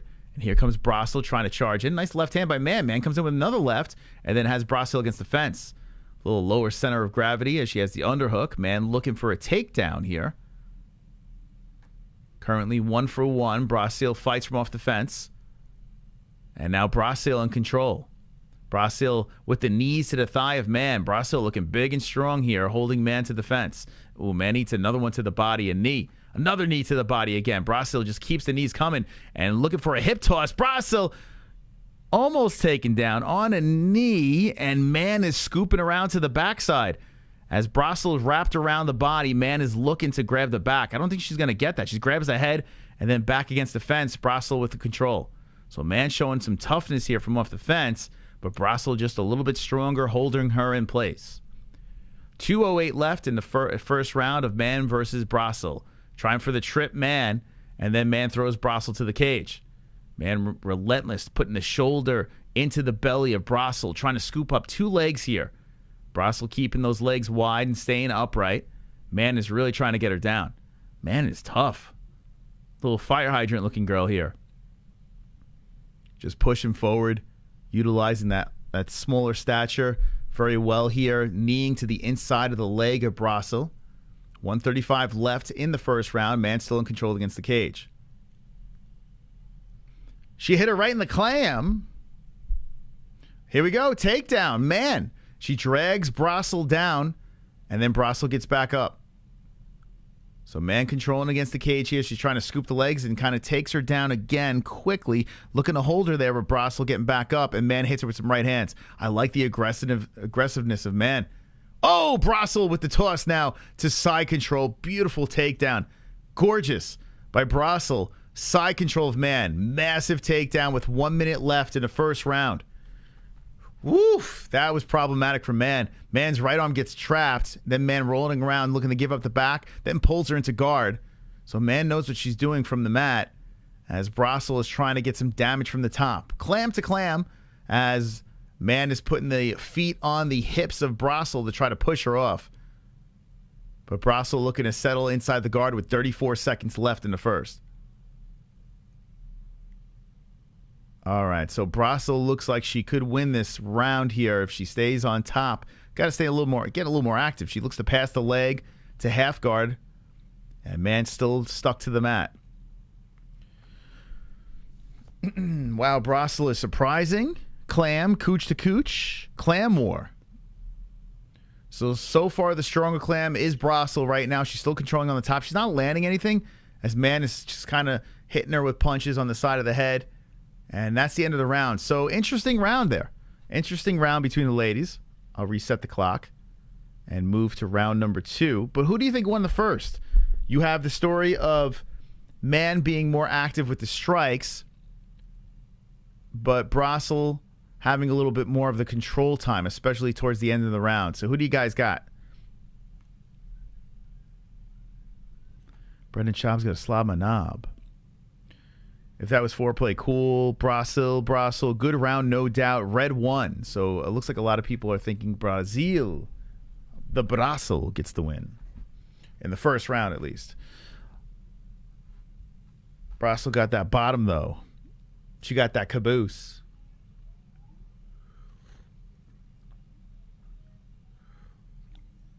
The active fighter always wins. Well, I mean, Mann did land more, but I do think Brossel... I still think Brossel won that round by a smidge. we got a young lady coming in now. Hey, Ellie. Hold on. Let me start this clock. All right, is it time for you to go to bed? You want to say something to the people? Hey. Oh. Hi, everybody. Hi, everybody. I want to say goodnight to everybody. Say goodnight to the people. You guys say goodnight to the people? Say goodnight, everybody. All right, Ellie's going to say goodnight to everyone. Everyone say goodnight to Ellie in the chat. Say goodnight, everybody. Good night, Dada. Bye. Good night, Dada. Time to go to sleep. Bye-bye. You? It's you. See you later. See you later, kiddo. Get your water. Don't forget your water. Get your water. Thanks for stopping by. Thanks for stopping by. It's good to see you. All right, the baby's going to bed. And she's taking my wallet now. The baby's taking my wallet. She just stole my wallet. All right. Anyway, back into the action here. Brossel versus Mann. Back to the Dragon's Lair.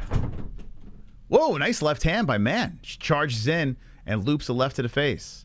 Caio Barrado looks like he's rooting on his Brazilian.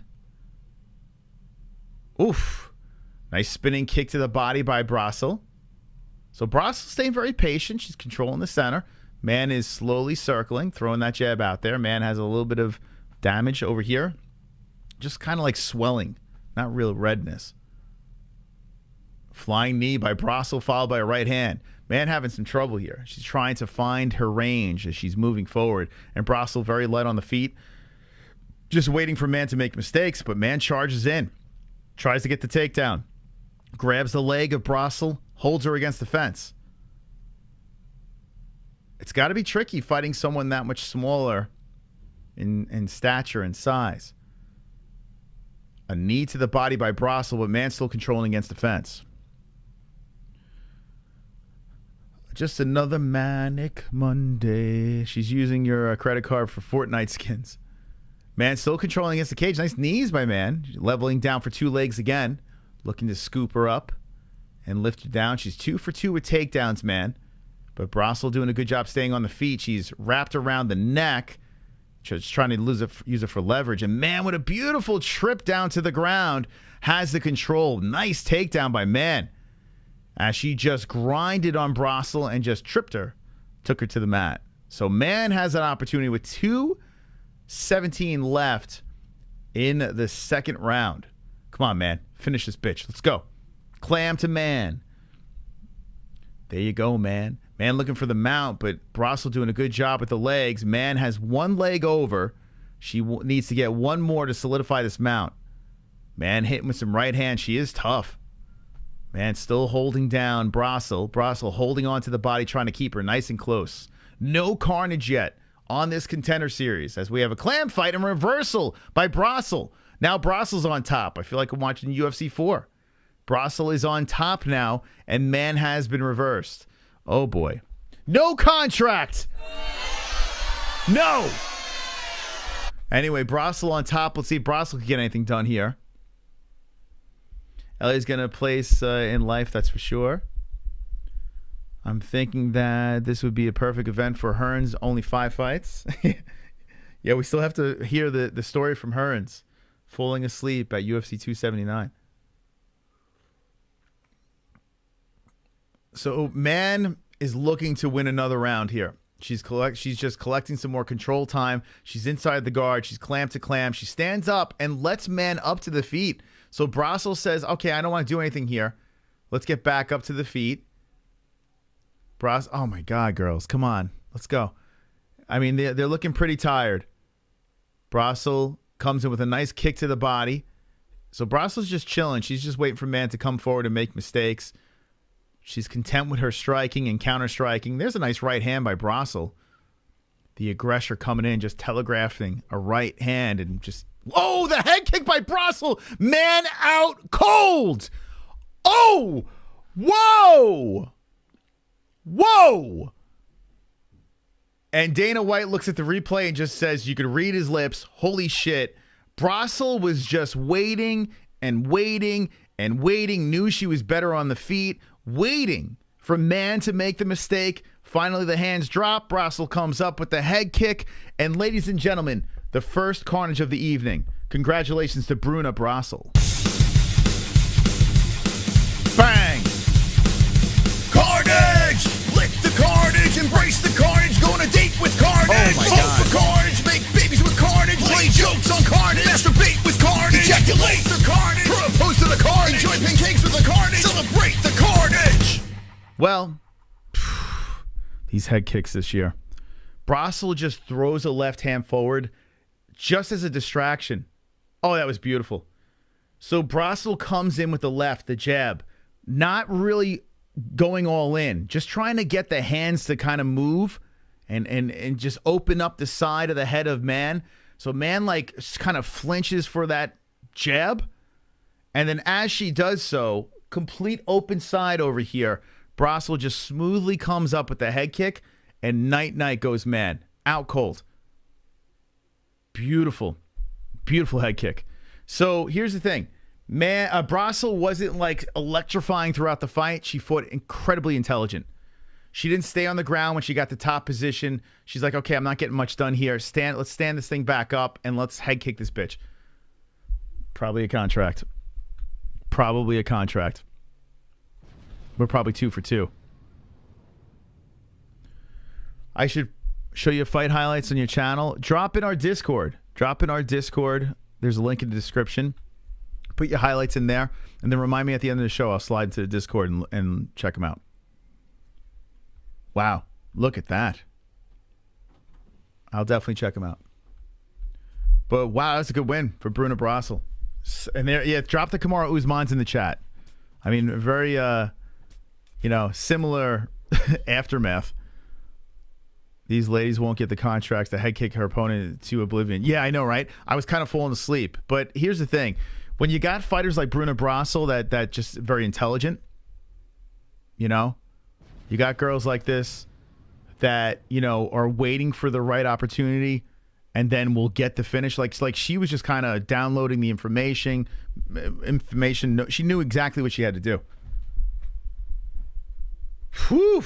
Brazil, baby. Yeah, Brazilian carnage. Listen, I was rooting for the underdog because she's like 5 foot. She's a novelty. I got to be honest with you, Dana White was rooting for the underdog too. I was watching his reaction. He was just kind of like it was just like, oh, okay. I think he wanted the short girl to do. I mean, that was some knockout. Oh my God, this girl got fucked up. Beautiful head kick. It was gorge. I tell you what, we're seeing a lot more of these head kicks. These fighters are setting them up. You know, they throw something. They throw something of a distraction in the way, or you'll see like the straight with the head kick, with the fucking kick following it. Like that's what Leon did, right? Where he came in and then like right after that fist was coming in, the head kick followed. But in this situation, she went on the other side, like threw a jab, and she was just like, it's not there. So she didn't like go all in with it. And as soon as the flinch happened by Mann, the open side, but bang. Beautiful. Beautiful stuff. Love this sport. That was a beautiful head kick. I mean, listen, it's vicious, right? If you're not into combat sports and you see that, you're like, oh my God, I just saw a girl just get her fucking head knocked off her neck. But if you're a fan of this stuff, I mean, that was gorgeous. Gorgeous. Really beautiful finish. That's a great fucking moment. Discord link says it's invalid, expired when I clicked. What? Let me double check. Ave Maria.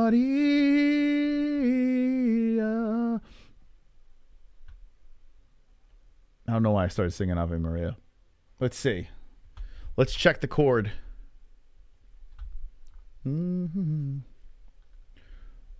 Like, what is... That's weird. Let me see. It's not impossible, though.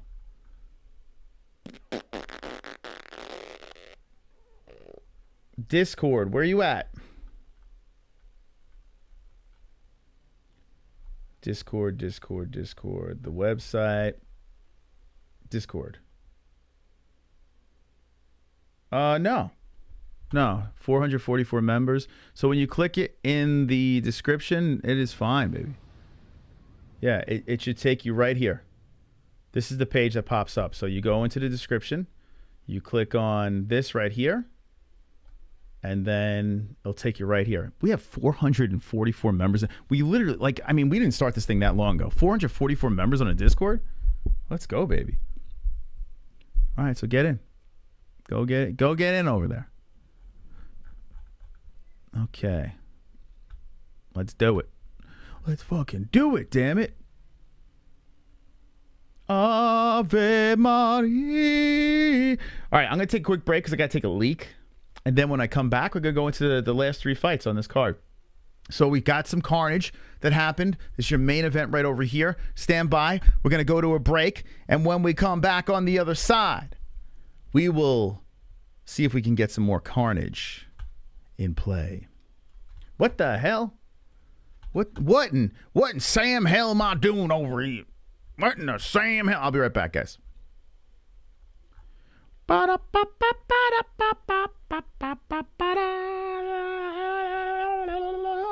Bathroom break. Bathroom break.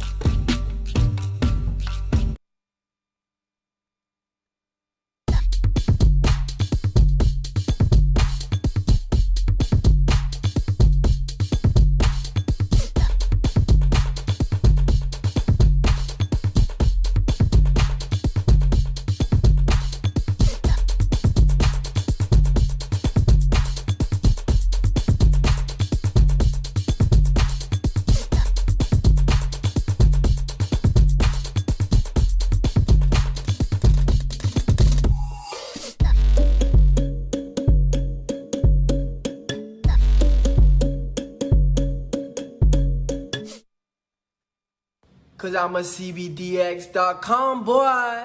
We sell legal, Delta ATC, we It will get you very strong. We sell gummies, yeah. Buzz-based oil in a cetera. And they post on Twitter. Oh yeah, hey, on CBDX.com. You better get with them. You're gonna get real high. You're gonna get that tree. You're gonna get real down loud from the island boys. You're gonna get all down. And so from the ground, you be smoking bud, you be smoking trees. We a different breed. You smoking green and purple, and then you create a hurt, yeah. You better get with CBDX.com. Cause we some CBDX.com, boy. You better tap in on the website. Island boys. Right now.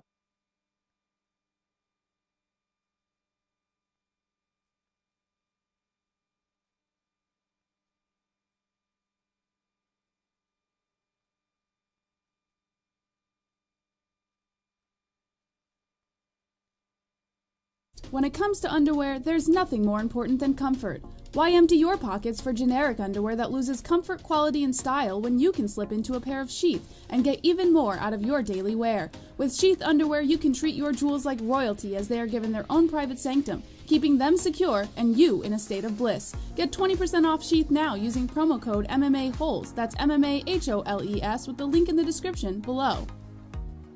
And for the ladies? Absolutely! Sheath isn't just for men. Ladies can now experience Sheath's style, comfort, and functionality too. Sheath for women is crafted using a signature modal elastine fabric blend for form-fitting breathability that will not affect the natural pH environment or the microclimate of the skin while producing that long-lasting, unimpeded comfort.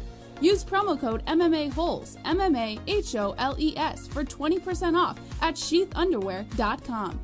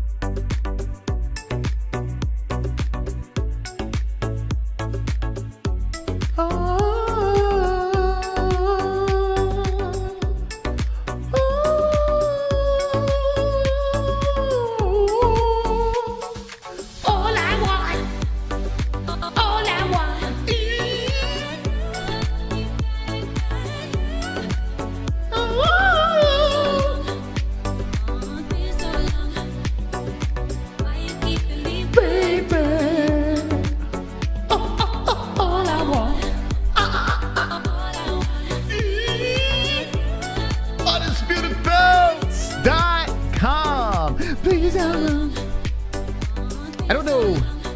Do they say, like, please don't go or been so long? It sounds like a more for both. Thank you to our sponsors. You put a link in the... Are you dazed, Captain? Let me know what you think about my fighting style. All right, here we go. Before the next fight gets going here, let's check this out. Let's check this out. So this is, who are we looking at here? Tristan Bush, fight highlight. All right, let's check it out. Check it out. Tristan Bush. Been so long? Is that the words? Oh, I can't play that. Let's see. Tristan Bush. Oh, is that you walking out right there? It looked like a badass right there. Just from the walk alone. So you mean business. Where do you fight out of? Let me know where you fight out of. We're going to get into the next fight going on here, but this is Tristan Bush. Mean business. Like the hair. Got it braided down the back. I like that. It's kind of like a Ortega type look. There we go. Get him. Get him. Knock that fucking man bun right off his head. There you go. Get him. Yeah, nice dump. Look at that. Very nice. Very nice. Okay, good. Good stuff, man. Montana. Tristan Bush. Tristan Bush. Let me check you out on the tap. All I want. One's in the chat if you want Tristan Bush on the show. Tristan Bush from Montana. Da da da da. All right, so Trevor Peek is the next fight over here on the Contender Series. We'll do a little reaction. Oh, it looks like some people want you on.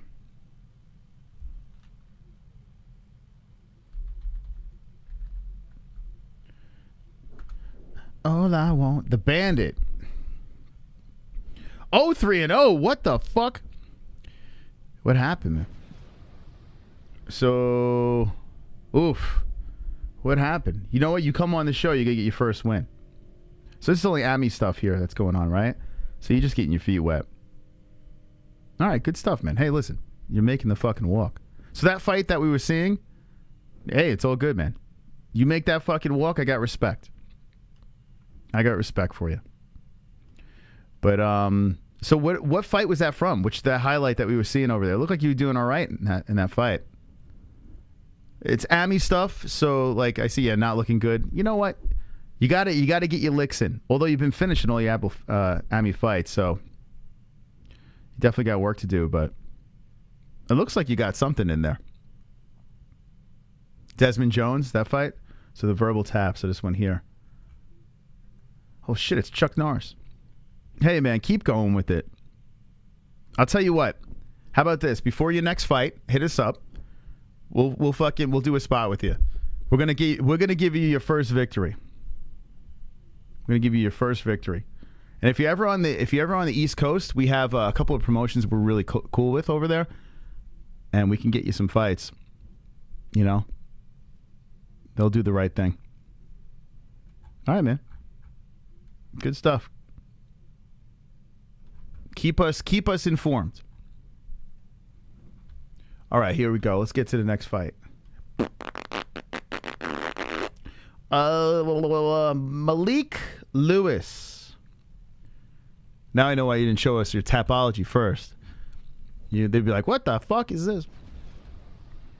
But yeah, it's only AMI. Still early. Okay. You either win or you learn. Malik Lewis versus Trevor Peek. Here we go. 5-0 Malik Lewis. A -200 favorite against +160. 6-0 Trevor Peek. The O must go, and it's going to go tonight in the Contender Series. I like when they put two undefeated guys against each other, or gals. I like that. Let's go, Malik. I see you in the chat. Team Malik. Who you going for in this fight? Tyron Woodley's still a person? Yes, he is. Yes, he is. I mean, there was a time where Tyron Woodley, like, he was in the conversation of welterweight GOAT. I'm from Great Falls. I'm 21. I'm cutting weight again. COVID messed me up bad. Hey, man. Yeah, you're still young. Yeah, keep going, man. Keep doing it. Like I said, slip into the Discord or something. Message us before your next fight, whenever you're going. And we'll have a little fun with you. All right, here we go. Let's start the clock. Is this your first time hanging with us? Okay, hold on. I'm going to sync it up at 4:43. Boom.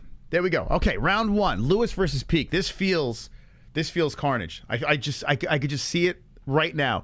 Peek's coming in hot, man. Body shot over the top with the right. Lewis around the waist, looking for the takedown. Now to the back. Lewis puts a hook in. Damn, man. So Lewis is trying to drag down Peek. Peek is staying very comfortable. Just trying to stay calm and fight the hands. Utilizing the fence so he doesn't get taken down. Nice knee by Lewis. Lewis is tugging around the body. So both fighters undefeated, looking for a contract. A lot of pressure. Knees are coming in to the midsection again. And Lewis is doing the work here. Where are my stats?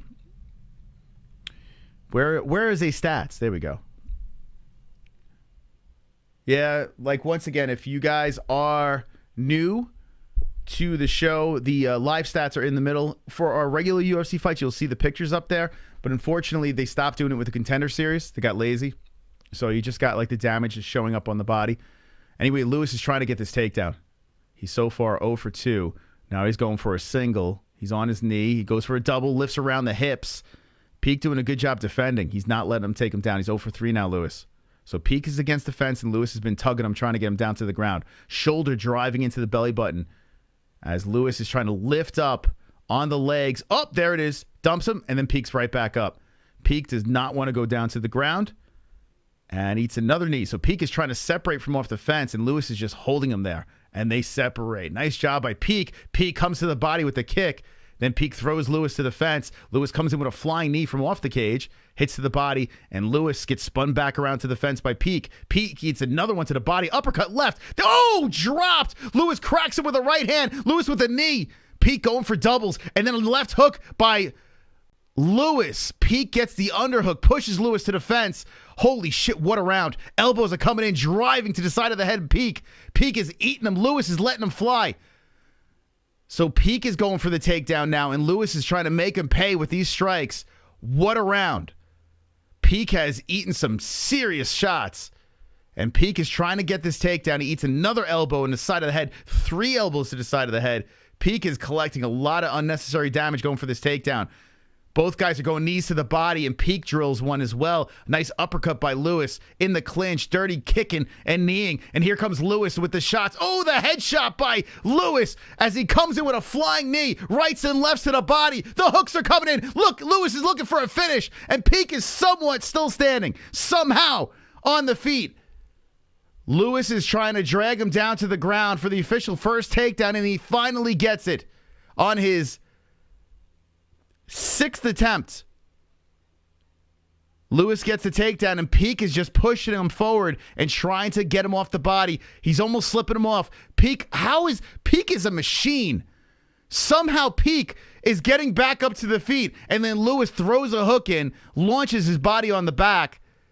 Peak is on a knee. Peak has eaten so much damage in this round and is still finding ways to defend and get out of positions. But right now, Peak is taking a break. He's sitting down, and he spins.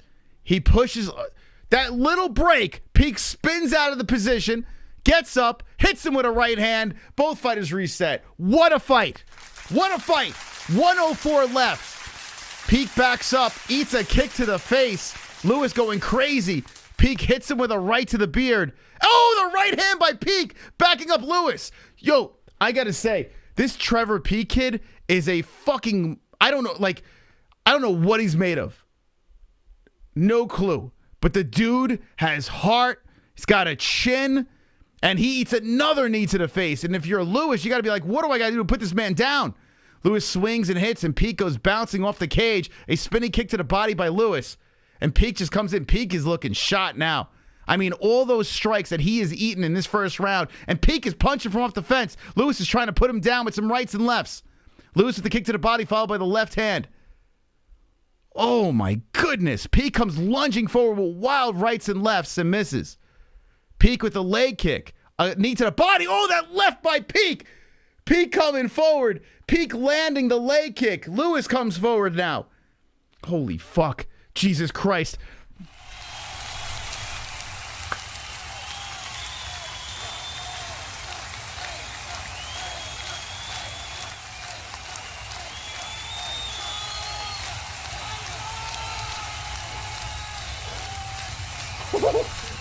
Whoa, whoa, whoa! If you have just jumped into our stream, I just got a shot of adrenaline right here from this fight. Malik Lewis versus Trevor Peak. Both guys are undefeated. This was a war of a first round, and we're about to see number 2. Oh my God. I think the story for me is how the fuck is Peak still alive and still coming back and landing bombs? Now, Malik Lewis won that first round. No question. But Peak is still in the game. I don't know how. I have no idea how he's still in the game. Oh my God. That round was insane. Absolutely insane. To the person that was asking us like why we watch the Contender series, this is the reason.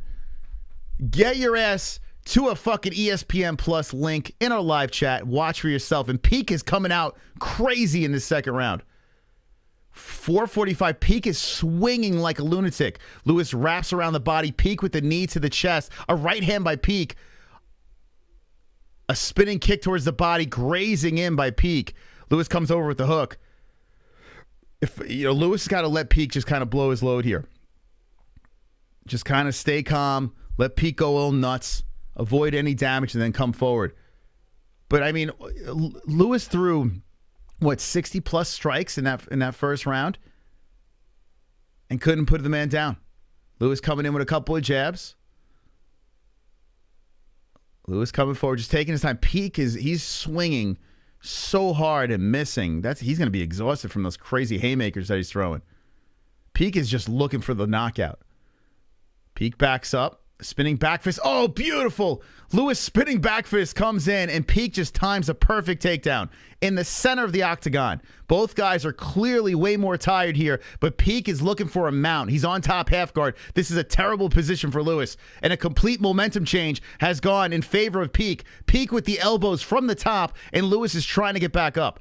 Rights are slamming into the side of the head by Peak. Peak is coming in hot here, and it looks like he might try to go around to the back as Lewis is pushing and trying to get back up to the feet. He's almost there. He's on his knees, driving Peak backwards. Lewis gets up, and here comes Lewis. Lewis pushing Peak to the fence. Peak hits him with a nasty knee, putting Lewis down on his knees. What a knee by Peak. And now left hands are coming in. Peak is coming in crazy once again in the second round with left hand slinging under the left arm of Lewis. With 3 minutes on the clock, we got Peak draped over Lewis. Lewis on his knees and Peak looking for a finish. Right hands are sliding in, and now the striking is evening out as Peak is slamming on both sides of the head of Lewis. Lefts and rights coming in. Peak is coming in with elbows now. Lefts again from the top or right from the top by Peak.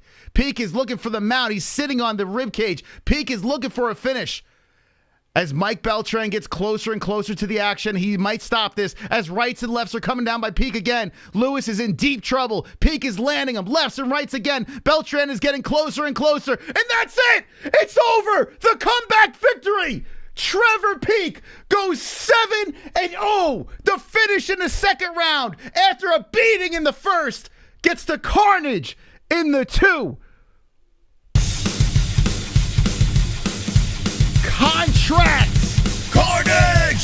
Lick the carnage, embrace the carnage, go on a date with carnage, vote for carnage, make babies with carnage, play jokes on carnage, masturbate with carnage, ejaculate the carnage, propose to the carnage, enjoy pancakes with the carnage, celebrate the carnage. That was incredible.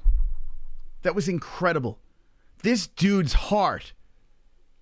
Now, credit to Lewis. Lewis was a savage. It's just he started to run out of gas because he was fighting a mutant. Malik Lewis is a minus 200 favorite against a mutant in Trevor Peak. The dude is like, this guy over here, it's like some fucking Justin Gaethje shit going on here. Like, this guy's got a mutant face. He's got incredible heart. Holy cow. What a comeback win. You have to give this kid a contract. A minus 200 underdog. Welcome to the UFC. 27 years of age. 155 has another kid coming in. I will watch every one of this kid's fights.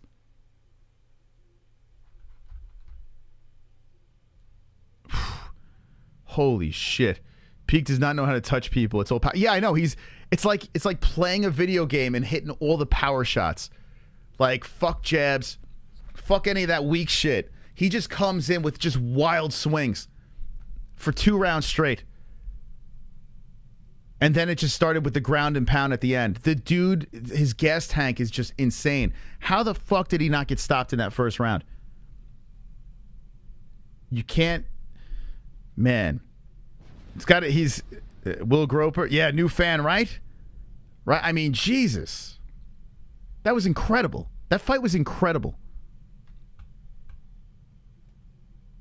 A lot of sloppy stuff happened in there. But you had 2 guys looking for a contract. You had 2 undefeated records. And you had this Trevor Peak coming in at a plus 160.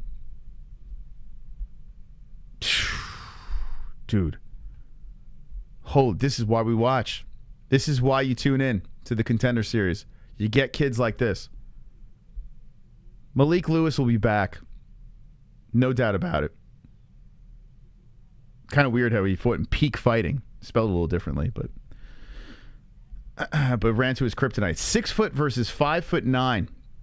Dude, it's just the heart prevailed. And he's got like a little cut over his right eye. That's it. Wow. I'm a fan. Great the ref didn't stop. Yeah, Mike Beltran, like you could tell he was thinking about it. How long are these contracts with 3 fights? So you coming off the Contender series from the guys we had on, we've had a bunch of guys coming off the Contender series on the show. It's a trash contract. The good news is you could renegotiate as your fights. You got your foot in the door. So once you have your foot in the door, you're not getting paid. Like these guys get a contract. It's great. They're in the UFC. You know, they're under the big lights. Now it's time to use that platform to really, you know, showcase themselves. But this is not like a, you know, you're getting a trash 3-fight deal. Getting paid peanuts. But you win a couple of fights in the UFC, off to the races. It's definitely not $30K a fight. It's about, what, $10K, $12K? Something like that. It's just, it's wild. Like Paddy Pimblett was his second fight. He was making like $12K. How's Paddy Pimblett? So, you know, Jordan Levitt confirmed it too. Like they get, it's probably around, yeah, like $12K or some shit. And then you can get, like, you get a win bonus or something like that if, you know, you get the incentives or fight of the night you can get. It's going to be a trash contract. They want to be making 50-50. Give it a break. Trevor Peek and Justin Gaethje don't own pens and pencils, just crayons. Dude, it felt very Gaethje-esque, this guy. Just fucking haymakers. Just throwing haymakers. The difference, though, is Trevor Peek. I mean, I know Gaethje has, you know, he's got that wrestling background, but ever since he came in the UFC, he doesn't give a fuck about that. This kid over here has no problem going to the grappling game. He throws haymakers. If that doesn't work, he'll fucking shoot for the... He shot for this takedown that was perfect. Guy came in with a spinning back fist or elbow, whatever the fuck it was. Shot him perfect and destroyed him. Carl's saying 10K. Yeah, it's around there. I think it's 12K. I'm pretty sure it's 12. 12 is the minimal to show. Multiplied by 2 if you win. Yeah, so you get the win bonus. Up to max of 200K. So if you make 150 to show and you win, you get 300. But if you get 225,000 and you win, when you get 225. I mean, that sounds fairly accurate, but yeah, the beginning contracts aren't good. They aren't good. It's just about getting your foot in. But massive opportunity. Trevor Peek. Fuck. It's nuts, man. This is why you watch. So, 3 fights in the books. 2 finishes. The Bruna Brasil finish, that head kick was gorgeous. Fight, I was kind of put me to sleep, but it was competitive. Just, I don't know, I was kind of getting a little tired there. But, you know, that head kick in the second round was so pretty. So she's getting a contract. Marcos, he's another underdog over here. So one favorite got the win. Trevor Peek and Marcos, Daniel Marcos. Underdog wins. Marcos was solid. Stays undefeated. He'll get a contract. And the next fight over here on the card, the Ruski. Mother Russia. Where's my Russian peeps in the chat? The gentleman has 1 blemish, and the blemish was from KHAMZAT Chimaev. That was his 1 loss at Brave.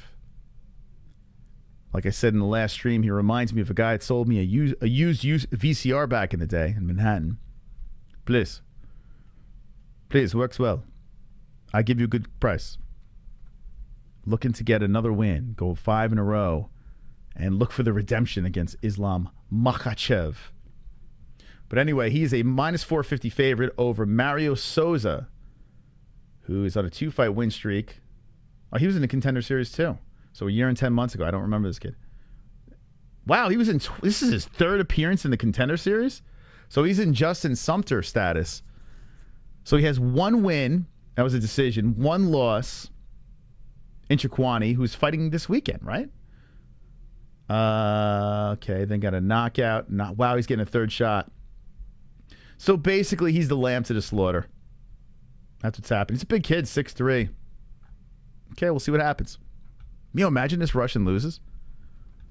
That'd be pretty crazy.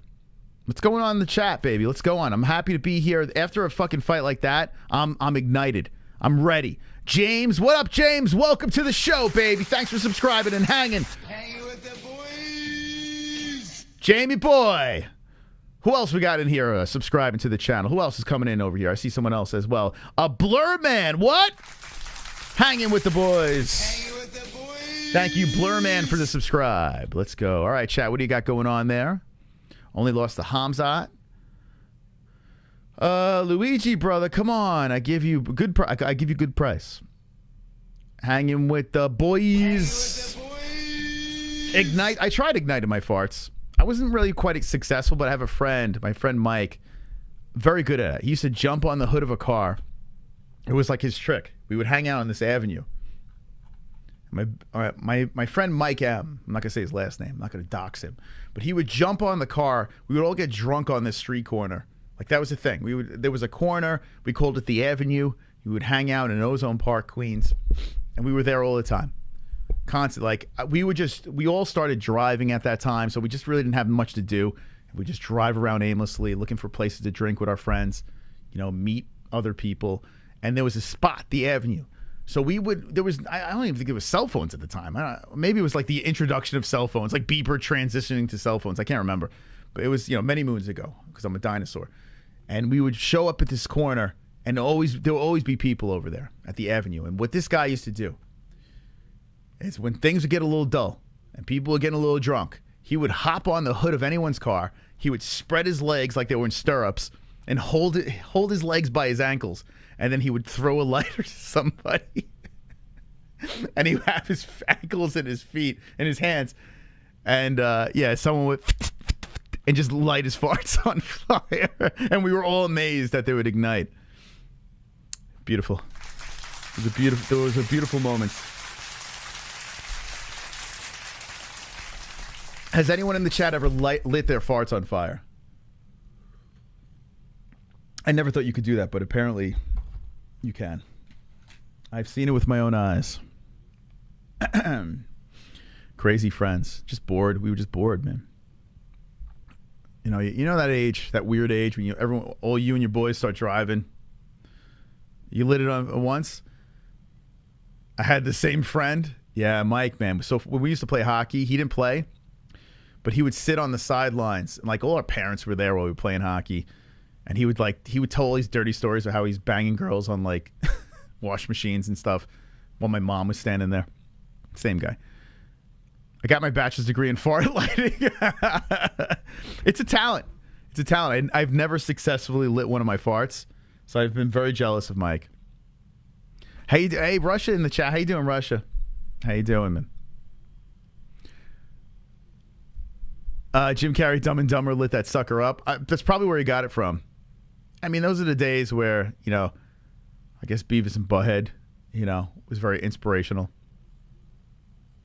You got to really rip one. Actually, no, it was after Beavis and Butthead, but still were, reruns.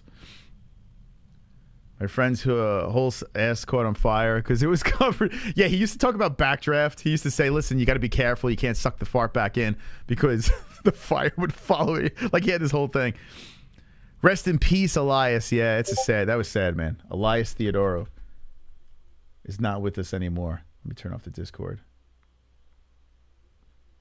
Not with us anymore. 34 years of age. Same friend. Imagine same guy. Has better energy than the commentary team, and it's authentic. Thank you, Low Seal. Thank you. I'm just running off of caffeine and pretty soon CBDX. I think I'm going to have a little Delta 8 with you boys. I'm going to pop the Delta 8 on the last fight so I could kind of finish without getting completely mangled. And yeah. It was a dumb friend.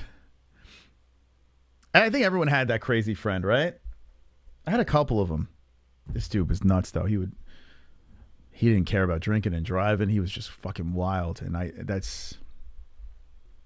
Speaking of drinking and driving, our guest tomorrow is going to be very interesting. Oh, you were that dumb friend. I read that wrong. Johnny Smith was that dumb friend. Yeah, I was a dumb friend, but I was the bad influence guy. I was the guy when I would show up, like my friends' parents would be like, oh, here's Chris. This fucking guy's with you again? Because I would always have the dumb ideas of like, let's do this. This would be great. John Jones confirmed. Me and my friends. Whoa. D-Rest. Yo. Come on, get loud. MMA-Holes in the crowd. Come on, baby. Come on, get loud. MMA-Holes in the crowd. Got MMA-Holes in the crowd. MMA-Holes in the crowd. MMA-Holes in the crowd. Let's go, D-Rest. What do you got, baby? Friends don't let friends fire fart. That's true. That's true, but we let them do it.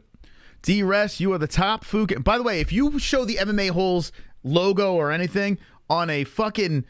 That was on the Embedded. That was Sean Hart, a legendary MMA hole in Australia, doing that on Embedded. If you guys get MMA hole gear or signs or whatever on Embedded, you're getting your own donation. It's just money. I would send it to us, send us the clip, or tell us when it's on Embedded, and we will make that a donation for sure. That's Sean Hart in Australia. But we have some business to take care of. Tropic Tom has been bumped out of the way, and now D-Rest on a Tuesday night has become the top Fukin. Where is it? Where is it? Where is it? Where is it? Top Fukin dog. Come on, baby. Thank you. Thank you for being a friend. Travel about. Thank you very much. Thank you very much for the donation. The top Fukin dog. We'll see who the top dog is of this evening. Appreciate the support. You know what I find crazy? UFC preaches that they have the best health system and doctors to prevent fighters from fighting with injuries, but somehow allow a fighter to fight with cancer.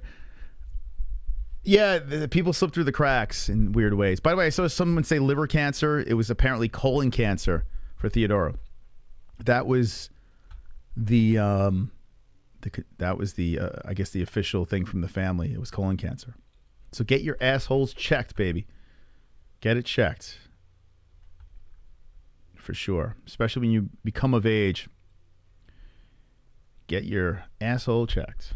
I am due. I'm going to get mine checked very soon. Why not do goat milk for Dana White Contender Series? People do pick. I don't do goat milk for it. The reason being, there's too little of... Here's the problem. You can't do it because there's going to be a gazillion ties. There's 5 fights or 4 fights, like mostly 5. So there's going to be so many ties. There's going to be like no winner. Silly. And then the fights itself, you're picking guys that limited information on. So it just, there's nothing about it that makes sense for goat milk. Now, if we do our next, we're going to do a different goat milk system on our website that we're in the, going to get $30,000. And then once we get that together, when we build this website, it's going to be a whole new thing. It might be a point system. And if it's exclusively a point system, maybe we will put the Contender Series in there. But as of now, it just doesn't make sense. All right, here we go. Round 1's about to get started between Aliskerov versus Sousa. Here we go. Let me get the appropriate time. I keep on missing the clock. Contender Series don't wait for me. They're all business. They just go right into it. All right, so here we go. Aliskerov versus Sousa. So this is an interesting one over here. Aliskerov, only 1 fight, loss. KHAMZAT Chimaev got done pretty quick. And here's Sousa now in his 3rd attempt at the Contender Series. Aliskerov. I'm just trying to get the name right. Backs up from a kick to the body. Sousa just staying very calm. Nice long jab. What was the reach in this fight? Oh, here we go. Aliskerov going for the takedown, trying to double up Sousa with good defense and slaps him with a nice right hand. So Sousa looking pretty good here in the first round, coming in with the right with the left. Still very early in this fight. Aliskerov moving forward. I would want a little more powerful beard, you know, and a little more powerful chin strap from Aliskerov. Nice kick to the body by Aliskerov. Sousa comes in after he absorbs that one, then backs up. Sousa comes in with an inside leg kick. What is the reach? Sousa looks very long. Well, comes over the top. Aliskerov tries to time a takedown, but does not get it. So 0 for 2 on takedowns. Aliskerov with the chop kick to the body. More towards like the hip, thigh area of Sousa. Sousa staying very patient, looking that long, throwing that long reach. I'm 50. I had an endoscopy and colonoscopy 7 times. Don't ask. 7 times. Good for you. I mean, listen.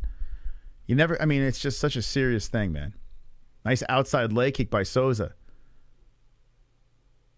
It's pretty serious, man.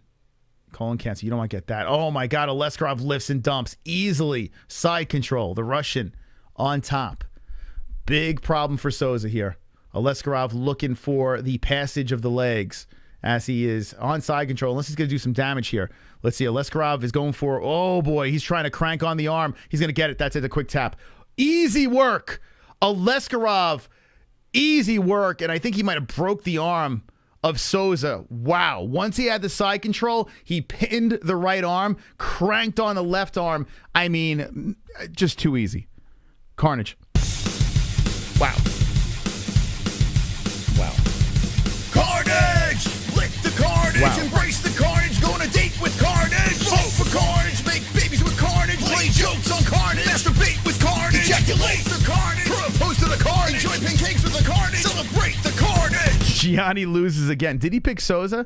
Gianni, I heard, has done horrible on Contender Series. If you bet on the Contender Series, I think you need your head examined. Honestly, you know, it's nuts. I mean, this guy's a big favorite, you know, but I don't know. It's just too little of information. But this guy over here, Aliskerov, oh, man, he really cranked that arm. Oh, my God. So, got the Kimura. I mean, Sousa had no shot. The right arm was trapped. His fucking, oh my God, that's the worst way to get Kimura'd. Oh God, the arm going in all different directions. And as he's getting Kimura'd, he's got a face full of nutsack. Aliskerov is over the body of Sousa. Sousa's face is just firmly pressed against the junk of Aliskerov as his left arm is getting twisted in all the wrong directions. Terrible. Terrible way to get submitted. Aliskerov will get a contract. And what's interesting, he's fighting at middleweight here. So maybe you'll get a rematch with KHAMZAT one day. At least he stopped when he tapped. Yeah, imagine if he didn't see that. He would have ripped his arm right out of the socket. That was very close. I mean, right now it could be broken. He was still on the mat. Aliskerov didn't look very great. All right, so Sousa is up. He didn't look like fantastic on the feet, but once he got on the ground, he knew exactly what to do.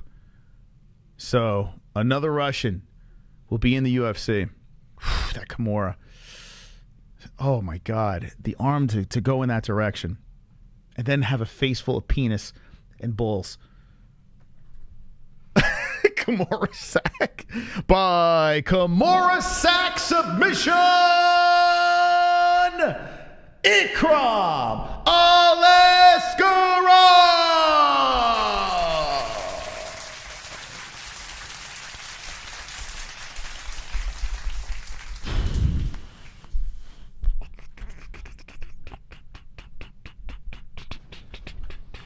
The Kimura sack. I mean, face full of junk. Just the third attempt in the Contender Series, and he gets submitted like that. Oh, he passed the leg over. And Sousa's like, I don't want to smell your dick. I don't want any of that. Oof, brutal submission. So we had two finishes tonight that were absolutely brutal. The head kick, nasty. And the chick fight, Brasil. And this Aliskerov. He's a problem. Russians taking over the UFC. A couple years back, we were watching Bellator, and Bellator is heavy on the Russians. And I remember saying on stream, just watch. UFC's gonna get their eyes on this, and they're gonna realize, yeah, we gotta get some more Russians in here. And then now it's like it's a complete takeover of Russians. They're they're savage. Never bet against a Dagestanian. Dana does not condone promoting the Pittsburgh Pirates for free. He was nice. Little Seal, yeah, I hear you. But you're going to bet on Jake or versus Anderson. Jake Paul underdog. Do you guys like the underdog in Jake Paul? I was kind of hoping that Anderson would still stay in under and just bet on Anderson. But now Jake Paul is the underdog. Well, I want to say thank you to everyone jumping in tonight. I want to say thank you to the donators. Appreciate that. Thank you to everyone hitting the like button. If you haven't done so, 150 is what we are looking for tonight. So smash the likes. If you haven't done it, smash it up. We're getting ready for the main event of the evening, and then we're going to find out what contracts. Once again, it looks like every fight's going to get a contract. Here's your final fight of the Contender Series. It's been delightful to watch. Allan Begosso versus Farid Basharat. Another undefeated fighter in Basharat, 8-0. He's a moderate favorite here, a minus 310. And then Allan Begosso, LFA stuff, coming off one win, a knockout.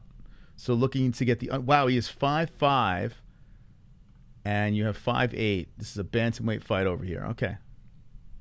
All right, so Basharat, I don't know what his reach is, but he's probably going to be taller and longer.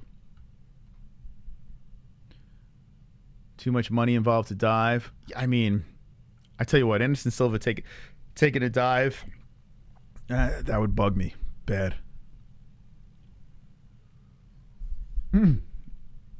When do you think Dana runs out of contract? He has an infinite amount of contracts. Think about it. It's cheap labor. Dana White doing the Contender series is like me having a landscaping business running over to like Roosevelt Avenue in Corona, New York, and looking for some cheap labor. Just like sliding the van door open and be like, hey, over here, Dos Equis, Corona, let's go. Like, that's what Dana White's doing right now. He's getting cheap labor. So in like infinite amount of contracts. Infinite.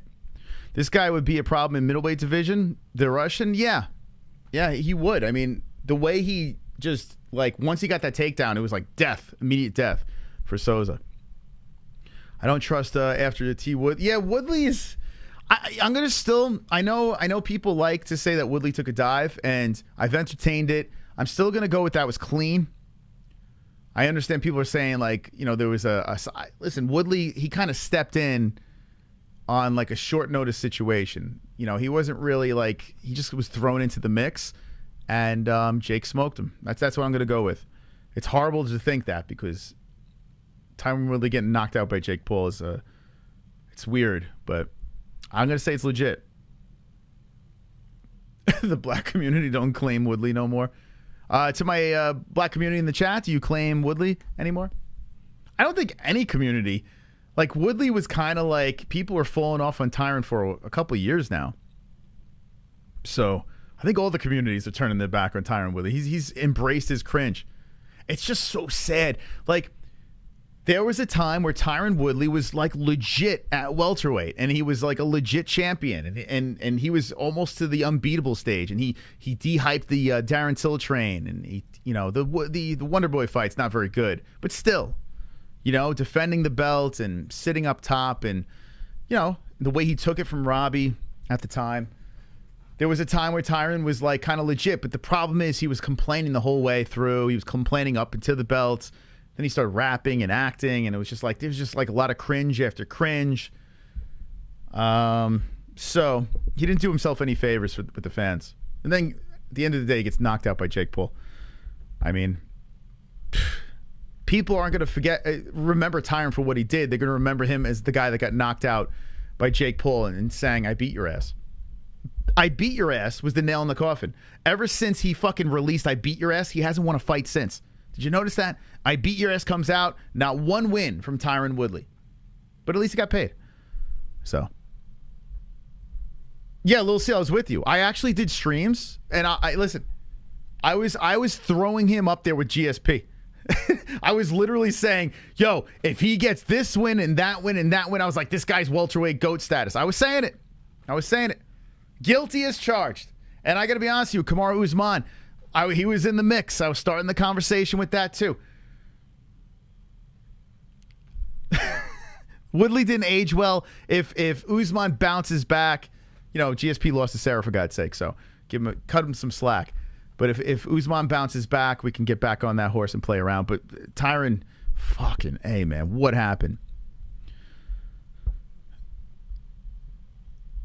I know you got it. And FYI, you never beat my ass, any ass, Moss. Wait, what? Play, I'll beat your ass.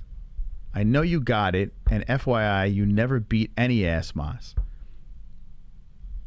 The fuck are you saying? Slow DK, what is going on with you? What's going on? I notice you're not a member anymore. You're dead to me now, Slow DK. You're dead. Until I see a fucking belt around your name, you're dead to me, okay? Slow DK?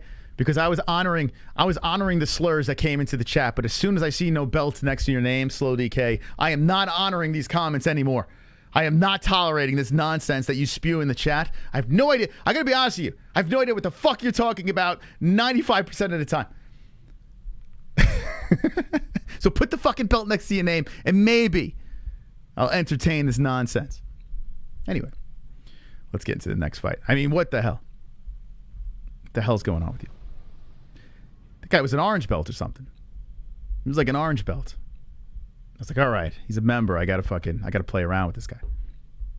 So Allan Begosso versus Farid Basharat is next. Thank you. Okay, he re-upped. All right, you're back in, baby. You're back in. Oh, you're a green belt. Okay. All right. Spew your nonsense. I'll entertain it. There we go, boys. There we go. He did it. He fucking did. He put his money where his mouth is. All right, you're back in. You're back on my good side. Oh shit! Easy. You're gonna scare Gondo, man, with that premature carnage. All right, let's see what we got here. Next fight. Let's go. Basharat versus Begosso.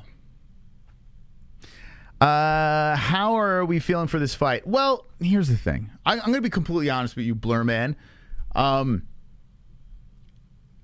Does anyone else do this?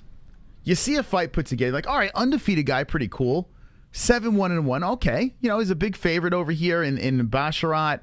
Okay, this might be good. And then you see bantamweight. And I know bantamweight's been a great division in the UFC. I don't want to shit on bantamweight, but I think I am weight class racist. I think I am. I think it's still in me. Like, I think bantamweight is one of the strongest divisions in the UFC, and I like it in the UFC. But outside the UFC, when I hear bantamweight or flyweight, I just immediately go weight class racist and just say, this fight's going to be a decision. This is going to be nonsense. So that's how I feel. I'm going to go in with low expectations. I know it's the main event, and hopefully it's fire. Hopefully it's a fire fight. You know what I'm saying? Like women's MMA. I'm racist against women's MMA now. I've turned completely racist against it. I can't take it anymore. Jesse's completely turned me to the dark side. So we'll see. We'll see how it goes. Allan Begosso coming in. Nicky Peretti Jr. One more underdog? Yes or no? One more underdog. I mean, I don't know. This guy's got frosted hair. You never know. You never know. He looks like he's in great shape. Allan comes in there. I'm just going to have to go with the Afghanistan just because he's got, I don't know. He's got that winning face. Like when you see a face like this, you think winner. When you see a face like this, you think Stan. You think with the real Allan Begosso stand up. You know what I'm saying? Those are Eminem jokes over there. Anyway, I don't know. I don't know anything about these guys. But I'm going to have to go with the favorite on this one. I don't think the underdog's going to win, but who knows? Bo Nickel fights in 2 weeks. You think he'll get a contract or need another fight? Imagine they're just like, no, bro, 2 more years of Contender Series and we'll think about it. I say, yeah, next fight he just gets the guaranteed contract. So next week we got the 17-year-old kid, and then we have Roybert Echeverria, MMA-Hole fighting for a contract next week. So I'm looking forward to that. And I guess 2 weeks, Bo Nickel, let's go, baby. Some good Contender Series coming up. Dang, only 2 more weeks of Contender Series. That's it. But Contender Series comes back around pretty quick. They've we get a little break from it, and then boom. I do like it, though. I do wish it was every Tuesday. But, we'll go back to our gaming streams on Tuesday. Second channel, not the MMA-Holes. Check it out down below. Maybe we'll throw... We gotta take some nights off, too. Like, we've been streaming so fucking much. And without my co-host here, it gets tricky. Just me rambling. But we'll be switching things up. I'm excited about tomorrow's show. If you're jumping in, we got some cool guests tomorrow on the show, so make sure you subscribed. Play new games. I did. I'm playing Star Wars. I've only played it twice. I got to finish that thing. So I am playing new games. 5'8" Basharat, 5'5" Begosso, 66-inch reach for the Brazilian, and 71 for Basharat. 71-inch reach. That's a pretty long bantamweight. Okay, here we go. Round 1. Bo versus KHAMZAT in 2024 middleweight championship. I imagine those 2 grapplers going at it. That would be fun. Okay, here we go. Final fight, main event. As we have Mikey Beltran, the referee. Mike's been catching some heat, and then tonight he was praised for not stopping a fight in the first round. We saw a comeback. He's hit or miss, but I still like Mike Beltran because he looks cool. He looks like something from Lord of the Rings. So I've always been a Beltran fan. I'm glad he's getting more UFC exposure. For some reason, he was always in Bellator. He wouldn't be in the UFC. Nice kick to the body there, Basharat. Basharat avoids a Begosso right over the top. So 420 first round as Begosso has the blue wraps. Switching on the stances, avoids the leg kick. Good footwork there by Begosso. Begosso, the underdog, coming in with the left. Frosted tips, backs up. A lot of people going with the frosted hair these days. Tony Ferguson, a lot of Brazilians are doing it. It's a thing. The boy band look. Nice right hand by Begosso coming to the bearded face of Basharat. Contender Series. This is the featured bout in the left hand by Begosso. This one looks like it's very competitive between the two. Inside leg kick, Basharat, kick to the body. Basharat's got a wide stance with the legs, and he's very in and out with his approach. He circles around, got pretty good footwork, stomps on the lead leg of Begosso. Begosso trying for the kick to the body. Basharat avoids the left hand. Basharat trying to engage, but nice leg kick again. Basharat, he lands and then circles. A left over the top by Begosso. Hits on the head of Basharat. Begosso coming over the top with that right. Just coming in and missing. Basharat looking to come in there. Throwing the kick forward. Another kick forward. Both miss. Begosso trying for that kick to the body and doesn't pull that. And then here comes Begosso with a wild right hand again. Basharat avoids. Leg kick, Basharat. Begosso tries to reciprocate with a leg kick of his own. 257 first round. Nice jab there by the longer reach. A left by Begosso. And then zips in and out. A jab by Basharat. Begosso comes in with the right and left. 2 jabs to the face. Basharat landing. So Basharat utilizing that reach. As Begosso's coming in wild, he's just tagging him pop, pop, to the face. Round 1. Basharat looking for the head kick and just grazing off the frosted tips.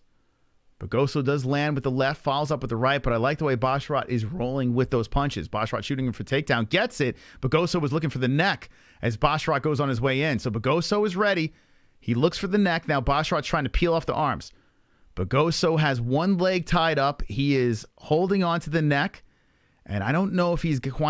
Oh, man, if he had a mount... If he had, like, the inside the guard, maybe. But in this position, I feel like Basharat is going to loosen up. Yeah, Basharat is going to get his head out. So if you're Begosso, you better try to use this for leverage or let go because you're going to burn out your arm. And Basharat pulls out of it. So Begosso now on the bottom. And Basharat looking to let the hands fly. Ooh, Begosso showing some jitsu here. Attacking the leg of Basharat. Basharat trying to roll with it. And attacking the heel is Begosso trying to twist the foot off. The underdog trying to pull the foot off the leg of Basharat. And Basharat stays with it. Throws some left arms. And says, leave my foot alone. As he loosens up the heel. And then just slowly works his body up the body of Begosso. Basharat still has Begosso on the ground here. And 1:15 left in the first round. Basharat trying to loosen up that leg. The right leg is still tangled up with Begosso. So Begosso now attacking the other leg. Basharat can't fully get control. Oh, here we go. Basharat finally settles into guard of Begosso. So the Brazilian holding on really tight. And he has Basharat inside the guard. They're dick to dick right now. Missionary position with Basharat on top. Basharat holding on to the back of the head of Begosso, looking to land from the top, elbow slipping in, and then a right hand. Basharat stands over him, passes the legs, body shot by Basharat, and Begosso throws a left leg over the shoulder, but the other leg is compromised, and Basharat goes to side control. Basharat on the side of Begosso, then half guard, as Begosso pulls him in on one leg. 30 seconds left, Basharat on top, just adding up on the control time, trying to mush on the face of Begosso. So it looks like we're going to go to a second round unless something crazy happens here. But one should be in the books for Basharat. Ooh, up kicks from Begosso. Elbow from the top by Basharat. 15 seconds left. Begosso with some up kicks. Hammer fist from the bottom. Basharat trying to land an elbow. Begosso eats one to the body and then to the face. Rights coming in by Basharat. Begosso kicks him off. Basharat stands over him. Chopping kick from the top by Basharat. 1 second left. Round one's over. Wonderful, wonderful. Okay. Well, okay, one in the books. Basharat should have won that one, I would say. What do you say in the chat? as Begosso was doing a lot of squirming from the bottom. But I don't think he did enough of anything, really, to win that round. So, let's see. Already calling no contract, even with a finish, says Brad Wells. Yeah, I gotta be honest with you. Like, I don't know. I was a little skeptical going into this fight. Now, listen, it's still early. We're only one round in. But we'll see. We'll see what happens here. Basharat is in control. He is the undefeated fighter. But we're going to need a little bit more from these guys here. We're going to have to see some more for some contracts. Is Jake Shields really in the corner of Basharat? I didn't even see that. That guy's going to be tough to get on the show, man. He's so busy. Well, that's a good guy to have in your corner, especially when you're fighting a Brazilian, right? So the Makhachev-Oliveira fight, October 22nd. One's in the chat if you're fired up about that. Oh, nice leg kick by Basharat. Trips down the Begosso. Begosso get right back up to the feet. So we're in the second round of Basharat versus Begosso. Nice kick to the body. Begosso lands. Basharat trying for the kick to the body himself. I had a teeth cleaning today. Went to the dentist. Got the teeth cleaned out. So I'm ready for another 6 months. Who would round one? Basharat, for sure. Oh, here we go. Flying knees coming in. Rights and lefts. Basharat. And Begosso ejects and walks around the cage. Here comes some rights. And then Basharat with that long reach. Zapping some left hands in to the face of Begosso. Begosso eats a body shot by Basharat. Basharat's good. He's good. He's solid. Got a very big head. So big target for Begosso. But Basharat moves the feet around well. He used that jab nicely. 4 minutes left. And a wild body shot by Begosso. But Basharat staying on top of him with that jab. Basharat comes in again with the left. Begosso coming with the meat hook to the body. And then going to the other side of the cage. Not many places to run. Basharat switching on the stances. Southpaw goes in with the head kick followed by the left. Shoots him for the takedown. Grabs the leg. And Begosso goes straight down to the ground. It looks like Begosso was a pull guard there. And rights coming in from the top by Basharat. Bad position for Begosso. Begosso does have the luxury of the cage to kick off of. But a very unluxurious position as his back is to the mat. Basharat is about to dunk his nuts on Begosso's face. And Begosso is feet on the cage. He's too far away from the cage to push off now. As Basharat does a nice job pulling the body away. 3-13.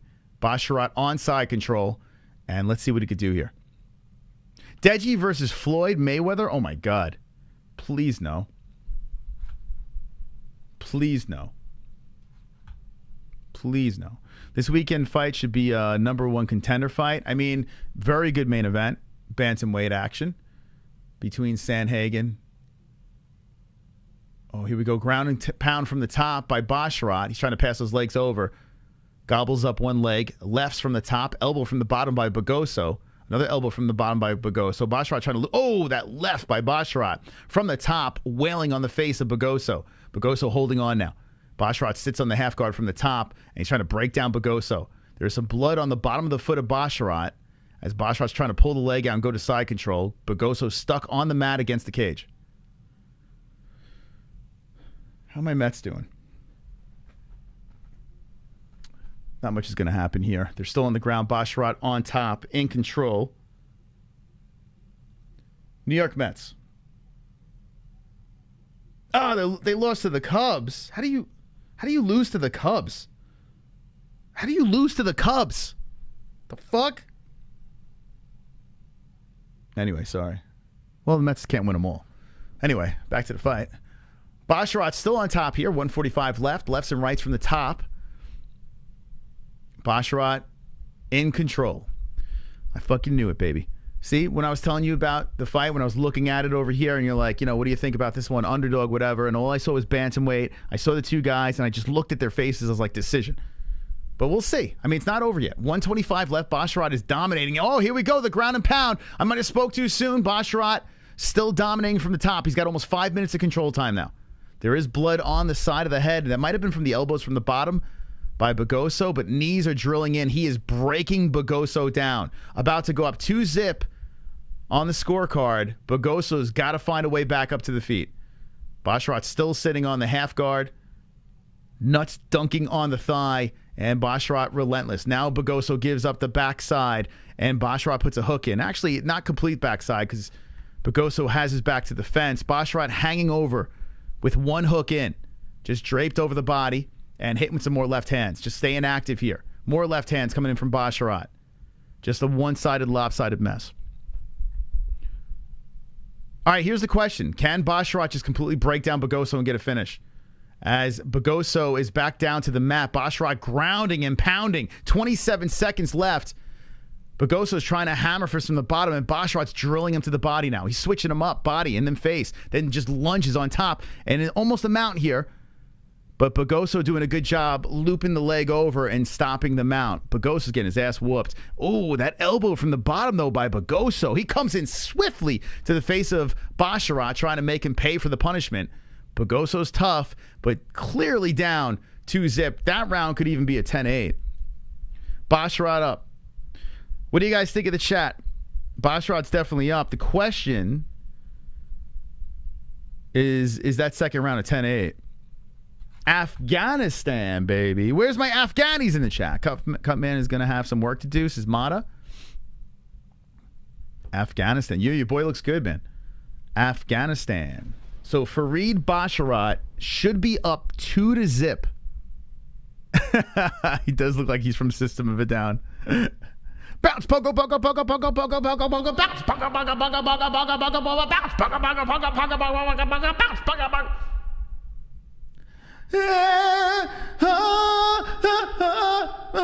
I forgot. I can't think of this. That's my that's my System of a Down. I couldn't think of it. I don't know. Give me a song from System of a Down. Man, Afghanistan looking nice. Looking nice. Up 2 rounds. Begosso. I made the stream glitch. Hey, Afghanistan, thank you for stopping by, guys. Thank you. That's awesome, man. How many people are from Afghanistan? What's up, Afghani friends? Where are you at, baby? Your boy looking good. He's up 2-zip.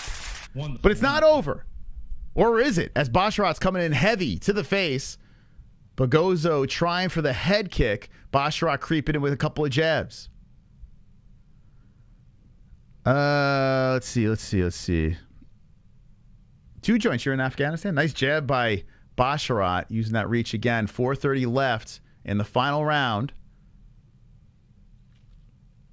Basharat moving forward. Begosso is going to try to line up a flying knee. Does not pull the trigger. Nice right hand by Basharat to this chin of Begosso. Begosso stays on the feet, eats a body shot. He's against the cage. He tries to trot around, goes forward with the jab to the body, and doesn't quite hit it. Basharat creeping in.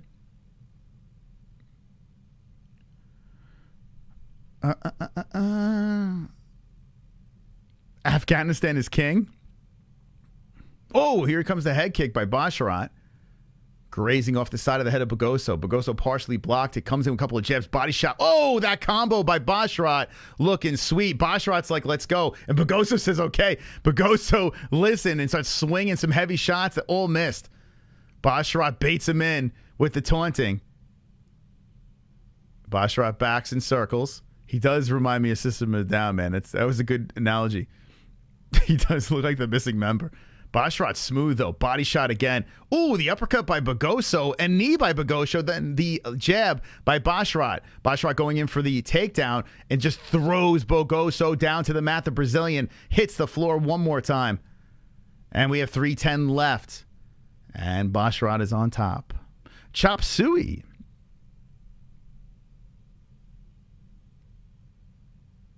Afghanistan fighters have different hearts. I mean, this kid is good, man. Basharat is, well, he's fighting out of England, but has the Afghani background from the UK. So I guess he's training in Ireland. But he's only 25 years old. 25 years old at bantamweight, 5'8", with a 71-inch reach, 237 left in this round. He's trying to get up high on Begosso as he's driving the shoulder in. Now he's on half guard. He's looking to posture up. Here comes the elbow from the top. Basharat is relentless. I got to be honest with you. If this guy makes it into the UFC, which it looks like he's going to get a contract, he will be interesting at bantamweight. He is relentless. Begosso now trying to hammer fist from the bottom. Basharat hits him with some rights and looking to stay on this leg. Still half guard. He wants to either mount, or here comes the mount. Basharat looking for it. As he's looking for the mount, Begosso is just trying to keep the leg between his. Begosso scoots the hips out to the side, showing that Brazilian jiu-jitsu defense, but then elbows from the top by Basharat. Another elbow from the top by Basharat. Woof! Elbow from the bottom by Begosso. We're going elbow for elbow here with 1:48 left in the third and final round. Well, the decision looking pretty good. But pretty decent scrap. I mean, it's been one-sided. Basharat scrambles nicely to get that leg released, sitting on the half guard again of Begosso. Begosso looking exhausted as he eats a right hand with 1:28 left in the third and final round. Basharat trying to move those hairy legs over the body of Begosso. Sits on the half guard and content with the ground and pound from this position. Elbows coming in.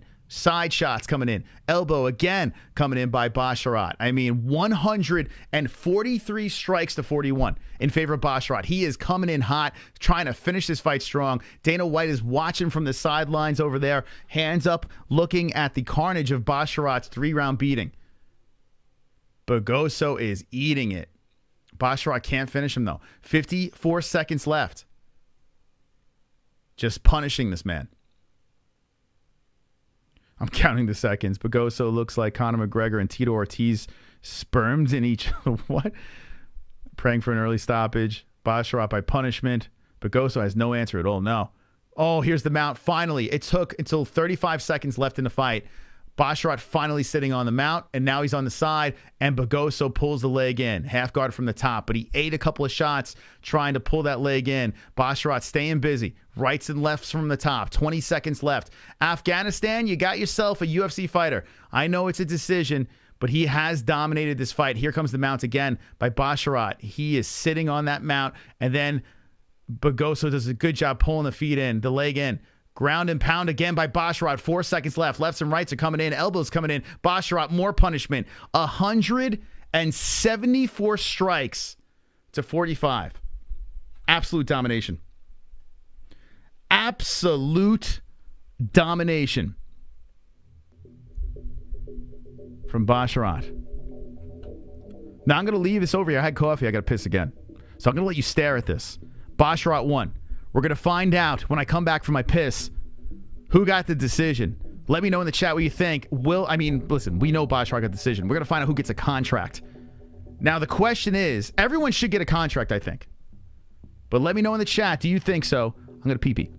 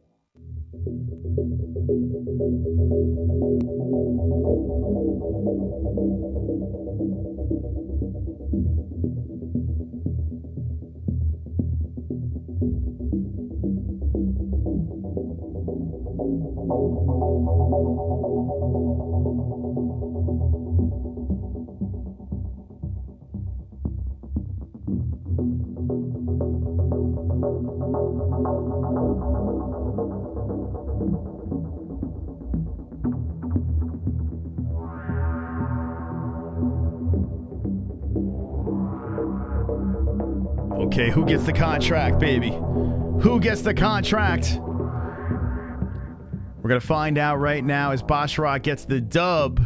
Afghanistan. All right. Anyone have this problem? When you drink too much coffee, I only have 1 cup today, but it makes me piss like crazy. I don't understand. I gotta pee all the time from this coffee. Must be an old people thing. I'm gonna have a little Delta 8. Would anyone like to join me for some Delta 8 while we get the decisions going here? I'm gonna have half of Delta 8. Afghanistan, JJ, your boy got it. Let's see if he gets the contract. Let's see. And by the way, 130 with the likes. We are 20 away from our goal. 180 people watching. Smash the like button. Indulging, baby. Delta 8. 720 over here in the PMs. I'm going to have a little bit of this guy over here. Not a full one. Going half. Maybe because I'm a pussy. I don't know. But half is sufficient. Half is fine. Let's get high.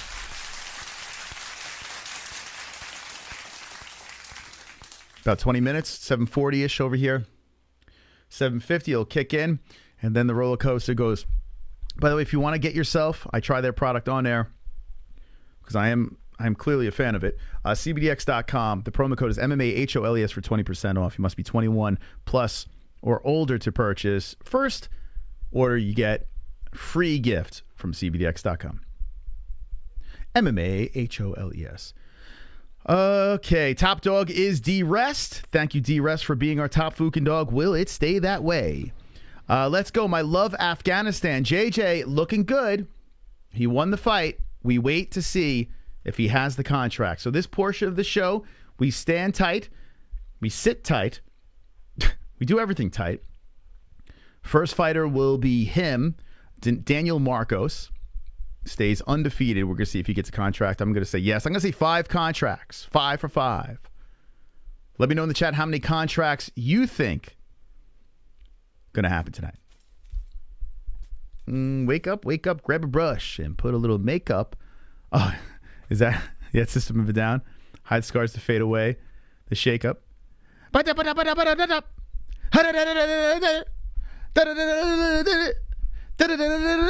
wanted to. You wanted to. CBDX didn't give me free. What? Wait, hold on a second, Nikki. Did you use our promo code? Because promo code, you do get a free gift. It's not like a package that's wrapped up in a bow. It's like they just throw a free thing in there. Like it's like, an extra joint or whatever the fuck. They throw something else in there. There's no link to CB. It's just CBDX.com. Use our promo code MMA-HOLES for 20% off. So once you get the MMA-HOLES code in there, you get the 20% off their products. So go check out their store. I like their gummies. I like HHC and the Delta 8, although I prefer HHC, but the Delta 8 gets me fucked up too, so whatever. You tell yourself that DRS, we got the glorious days. Okay. This guy deserves more views. That's right. I deserve all the views. Give me them all. Give me all the views. The only way I'll get those views is if I get likes. So make sure you deposit your like in the box. You use the code. All right, so email us. What's it called? Is it the first time you ordered with the code? Because you don't get it every single time. It's the first time. But email us, the MMA-Holes info@gmail.com, and we'll forward the information to them and see what the deal is.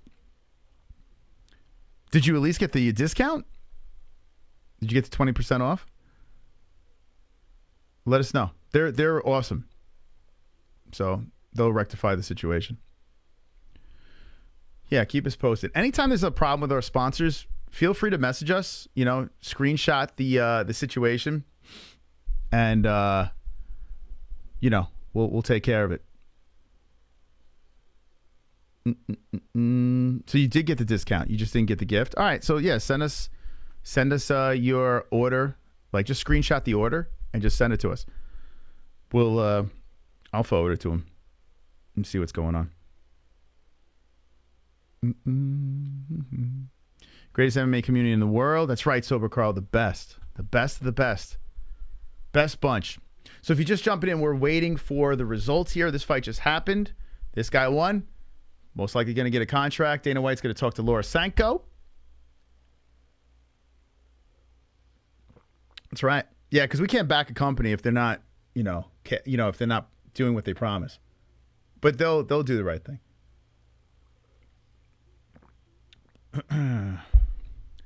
You guys are obsessed with that female sheath model. You love that girl. All right, here we go. Dana. Okay, let's find out who gets the contracts. Oh, it's a great night of fights. Okay, here we go. Marcos. Yeah, so they're talking about how much he hasn't fought in 3 years, blah, blah, blah. Actually, Damn Savage, maybe pull that link from the chat. I appreciate you putting it in. It's just, I'll tell you the reasons off air, but just go to cbdx.com. Yeah, go to cbdx.com. Yeah, I probably would pull that. Hold on. How do I? Yeah, if you could yank that from the chat. Just go to cbdx.com. Yeah, because there's reasons. I'll tell you off air. But, so he got the contract. Daniel Marcos got the contract. Easy work. How do I say no to her? I mean, this knockout here was phenomenal. So Bruna Brasil gets the contracts. 2 for 2 with the contracts, baby. Let's see. Trevor Peak.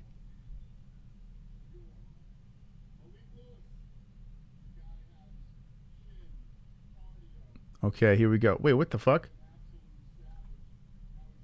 Oh, okay.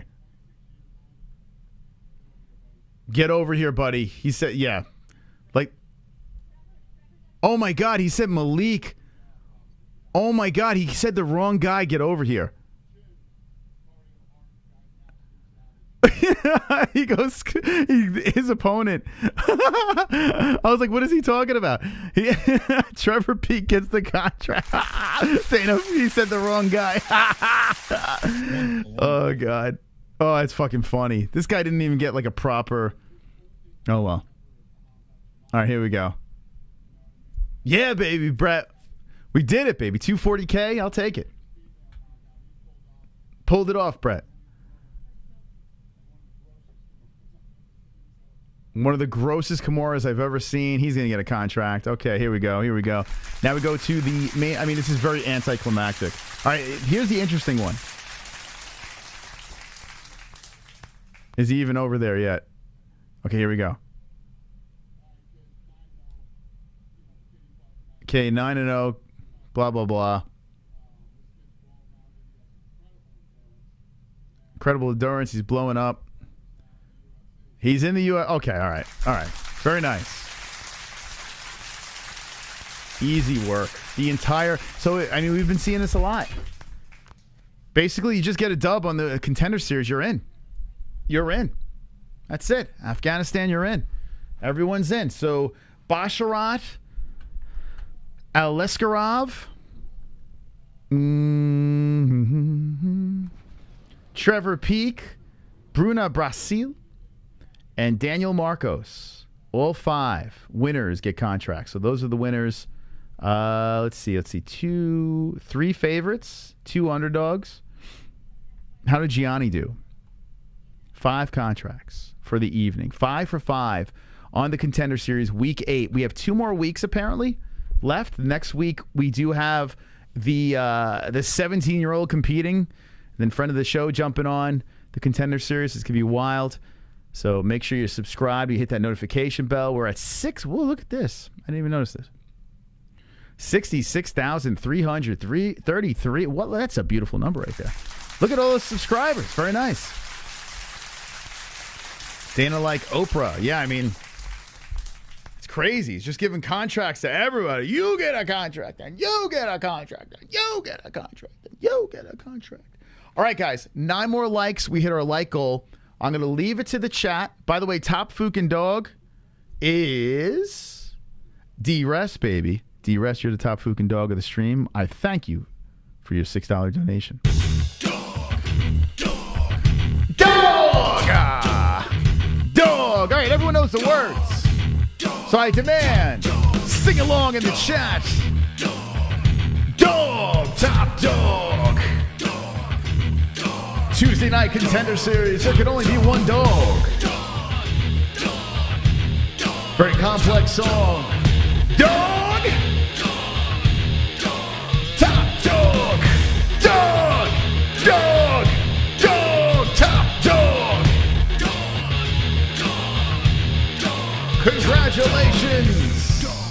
to the top dog, D-Rest, with a $6 donation. Yeah. Dog, top dog.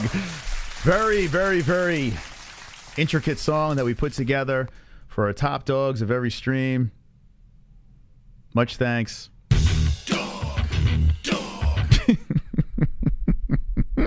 All right, chat.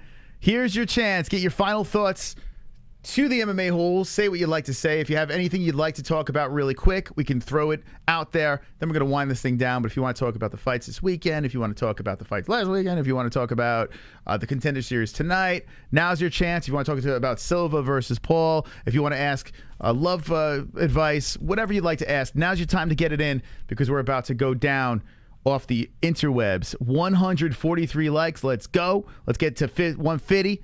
Get 150 up in this bitch. Okay, let's see. Hey, they're all early knockoff. What's up, Bubba? Top Frog. You guys. A tree.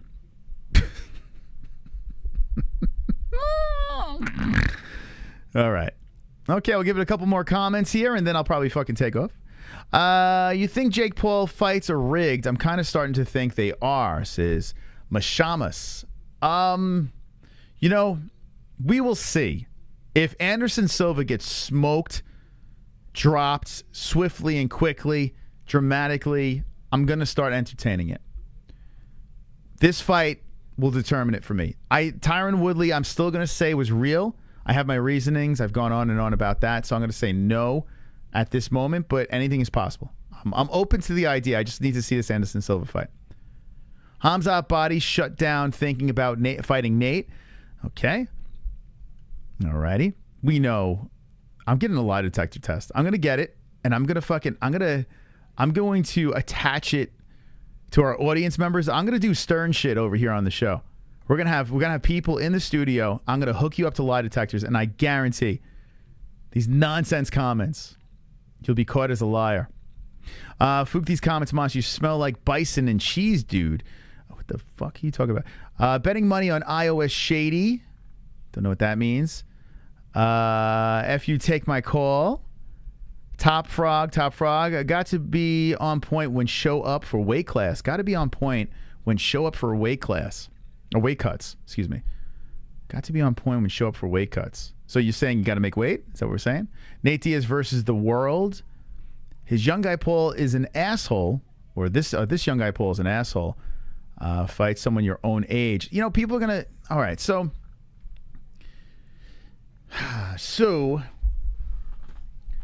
everyone was yelling at Jake, fight a real fighter, fight a guy your size, fight this, fight that. He needs an angle. He can't just fight a guy in their prime at the top of their game, his size or bigger. He can't. He's going to lose. So Jake needs something to say, okay, it's this. And in the Anderson Silva fight, he's a legend. He's bigger than him. He still shows he can box. But the age is the storyline. You know, Jake's key to victory is to batter the old man. You know, he's got to get in there and do that. So you have to understand, in order to make this fight really happen, Jake Paul is still a YouTuber. You know, if you look at the fights, he needs some sort of edge in every fight because he's not a real boxer at this point. He's showing skill. He's showing signs of having some sort of talent, but you can't put him in against the highest level athlete at his size. You just can't do it. Anderson Silva is a massive step up, but the age is an issue. So we shall see. Also, it's not very. They don't really have a long camp. Was it 5 weeks? So it's not like even Jake has been training for fight after fight that's been canceled, so he's been staying in shape, whereas Anderson Silva, I'm assuming he's in shape, but Jake Paul's having him fight now at 187, I think it is. So Anderson's got to cut the weight. He's a little bit older, so there are things in favor of Jake Paul, and that's how it's got to be. There has to be some things stacked up against Anderson in order for this fight to happen. So the weight, cutting, you know, the kind of short notice, and the age are the three big things that you have to look out for while predicting these fights. As my fucking mic falls into me. So I'm okay with it.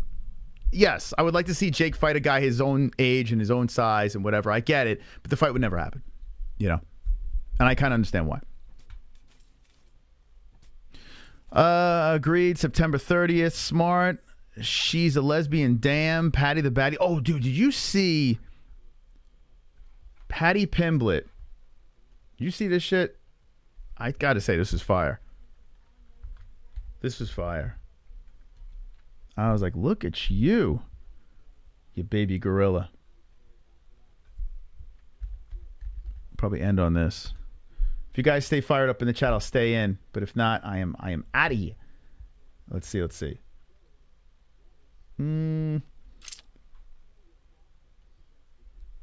About 5 or 10 more minutes. I'll probably be hitting. I'm getting a little bit of the tongue feeling. I'm getting that. That's usually my first stage. Okay. So here we go. I don't know if you guys saw this. It's pretty wild. Here's Paddy the Fatty. Paddy Pimblett taps out 10 Marines in a row. So I got to be honest with you. I thought this was fucking epic. I thought this was epic. Here's guys, you know, these are like legit, like these guys are going through boot camp, legit athletes. These guys are defending our country, right? These guys are like the manliest of men.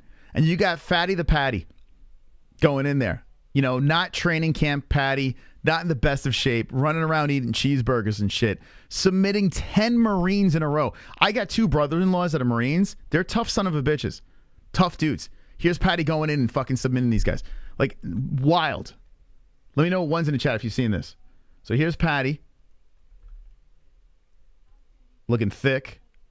Paddy versus the Marines. Check this shit out, man. It's wild. There's 1. There's 2. I would love to see the full video. Of course, they're going to just pull the submissions. Like, how long did it take to get this done? But still, very impressive. There's 3. This guy was getting the mount. He goes to side control. Paddy's like, fuck your mount. Dude, what the fuck? Hopefully we don't invade Liverpool anytime soon. Yeah, we need him. We need like a bunch of Paddy Pimbletts in the Marines. Dude, it's wild. But you know what's kind of scary? It just goes to show you. You know, like, you know, these guys are legit killers in the UFC. They're taking out a fucking fleet of Marines. Oh, you got the full video? Wait, it's the actual full training session? I'll watch it after the stream. Could you drop that in the Discord? Dude, it's nuts, man. Here's some more. Here's some more over here. So he gets to 10. It's nuts. Crazy. This is out of shape Paddy Pimblett just taking all these dudes out. Dude, it's wild.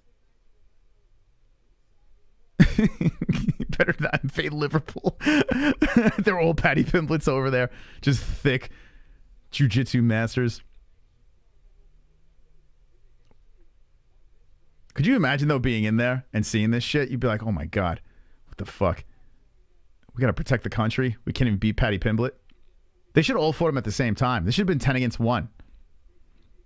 Have a fair shot. Look at this fucking kid.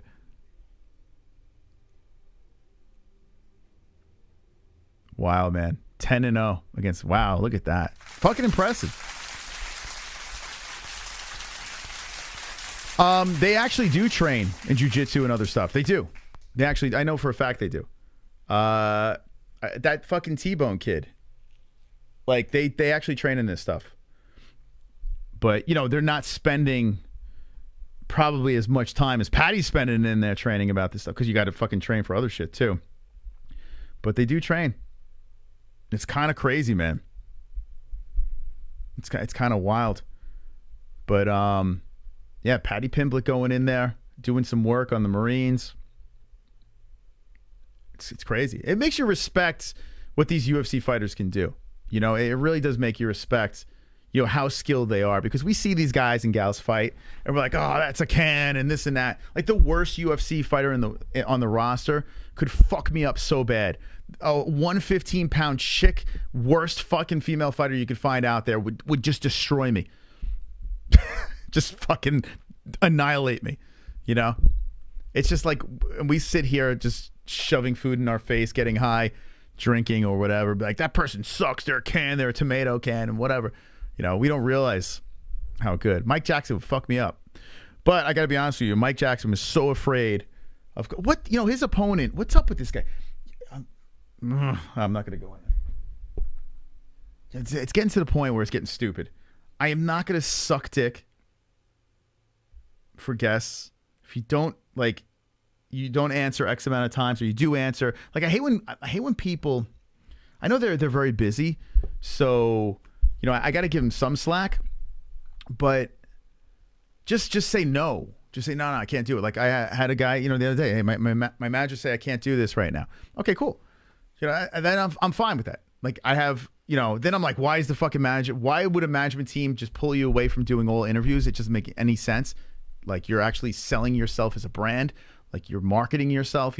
I don't know, but some of these other guys, like they're like, yeah, let's go, let's do it, and then they fucking they fall off the face of the earth. And it's like, stop stringing, these shows around. It's ridiculous. So I tell you what Ariel goes through, on a regular two shows a week booking guests, and apparently he does it all himself. Dude, he must be stressing out so fucking hard doing those things. It's nuts. Ali ruined it for everyone. Yeah, there's another agency right now. Here's the thing, you got to be good. You got to get in good with these specific management companies. Fighters will agree. The management companies will step in and say, no, I don't know. I don't understand. I don't get it. But it doesn't help us. Having these fighters on does not help us. I could just put a fucking clickbait thumbnail with Khamzat Chimaev's cleft fucking face, put Paddy Pimblett on the thumbnail, throw Connor or something on there, and just clickbait the shit, talk to you guys for 3 hours, and make a ton of donations, fucking have a great show, call it a night. But fucking I have an interview on, we're not even trying to get donations. It's just we're trying to provide some content. And so you get to know these fighters, and it's just it's silly. Sometimes I wonder why we still do it, but we'll have 2 guests on tomorrow. You know what I'm saying? All right, I'm going to get out of here. Thank you guys for jumping in. The Contender Series was pretty damn good. 5 contracts in the books. If you have anything else to say to us, drop it in the comments down below. Guys, we're going to fucking hit 150? I mean, you're going to dangle us? You're gonna fucking hang us to dry with the 149? Let's go fucking hit the 150 so we hit our goals. Let's end on a high note. 150 likes. What? Yes!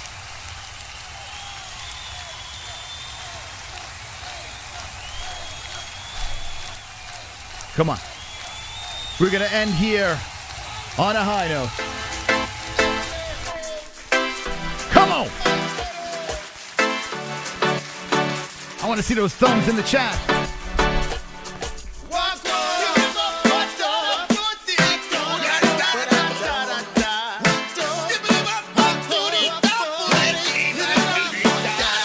I got the goals. We hit the lock, goals. Lock it goals. We got the lock the goals. Slap the like button, it's time to lax. I slap the like button, we hit the goals. We hit the like goals.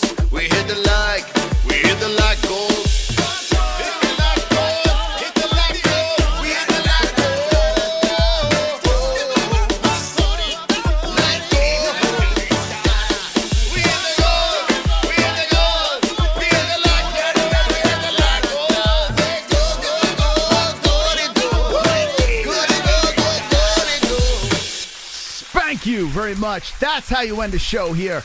That's how you do it. Thank you for jumping in for the Contender Series. I had a wonderful, wonderful evening with each and every one of you. It's always a pleasure on a Tuesday night. It's a chill stream. We hang with the boys. But now it's time to let that CBDX slide through my body, into my veins and out my pores and up my anus. And thank you to our sponsors. Thank you to everyone that donated. Thank you for the likes. Thank you for Julian Lane stopping by the show tomorrow. Guests, baby. Guests and guests. We have at the 10 p.m. spot Eastern time. We got Desmond Green.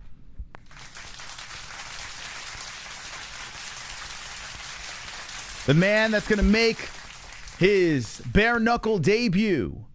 A UFC legend, Ben Rothwell, making their MMA-Hole debuts tomorrow night on the show.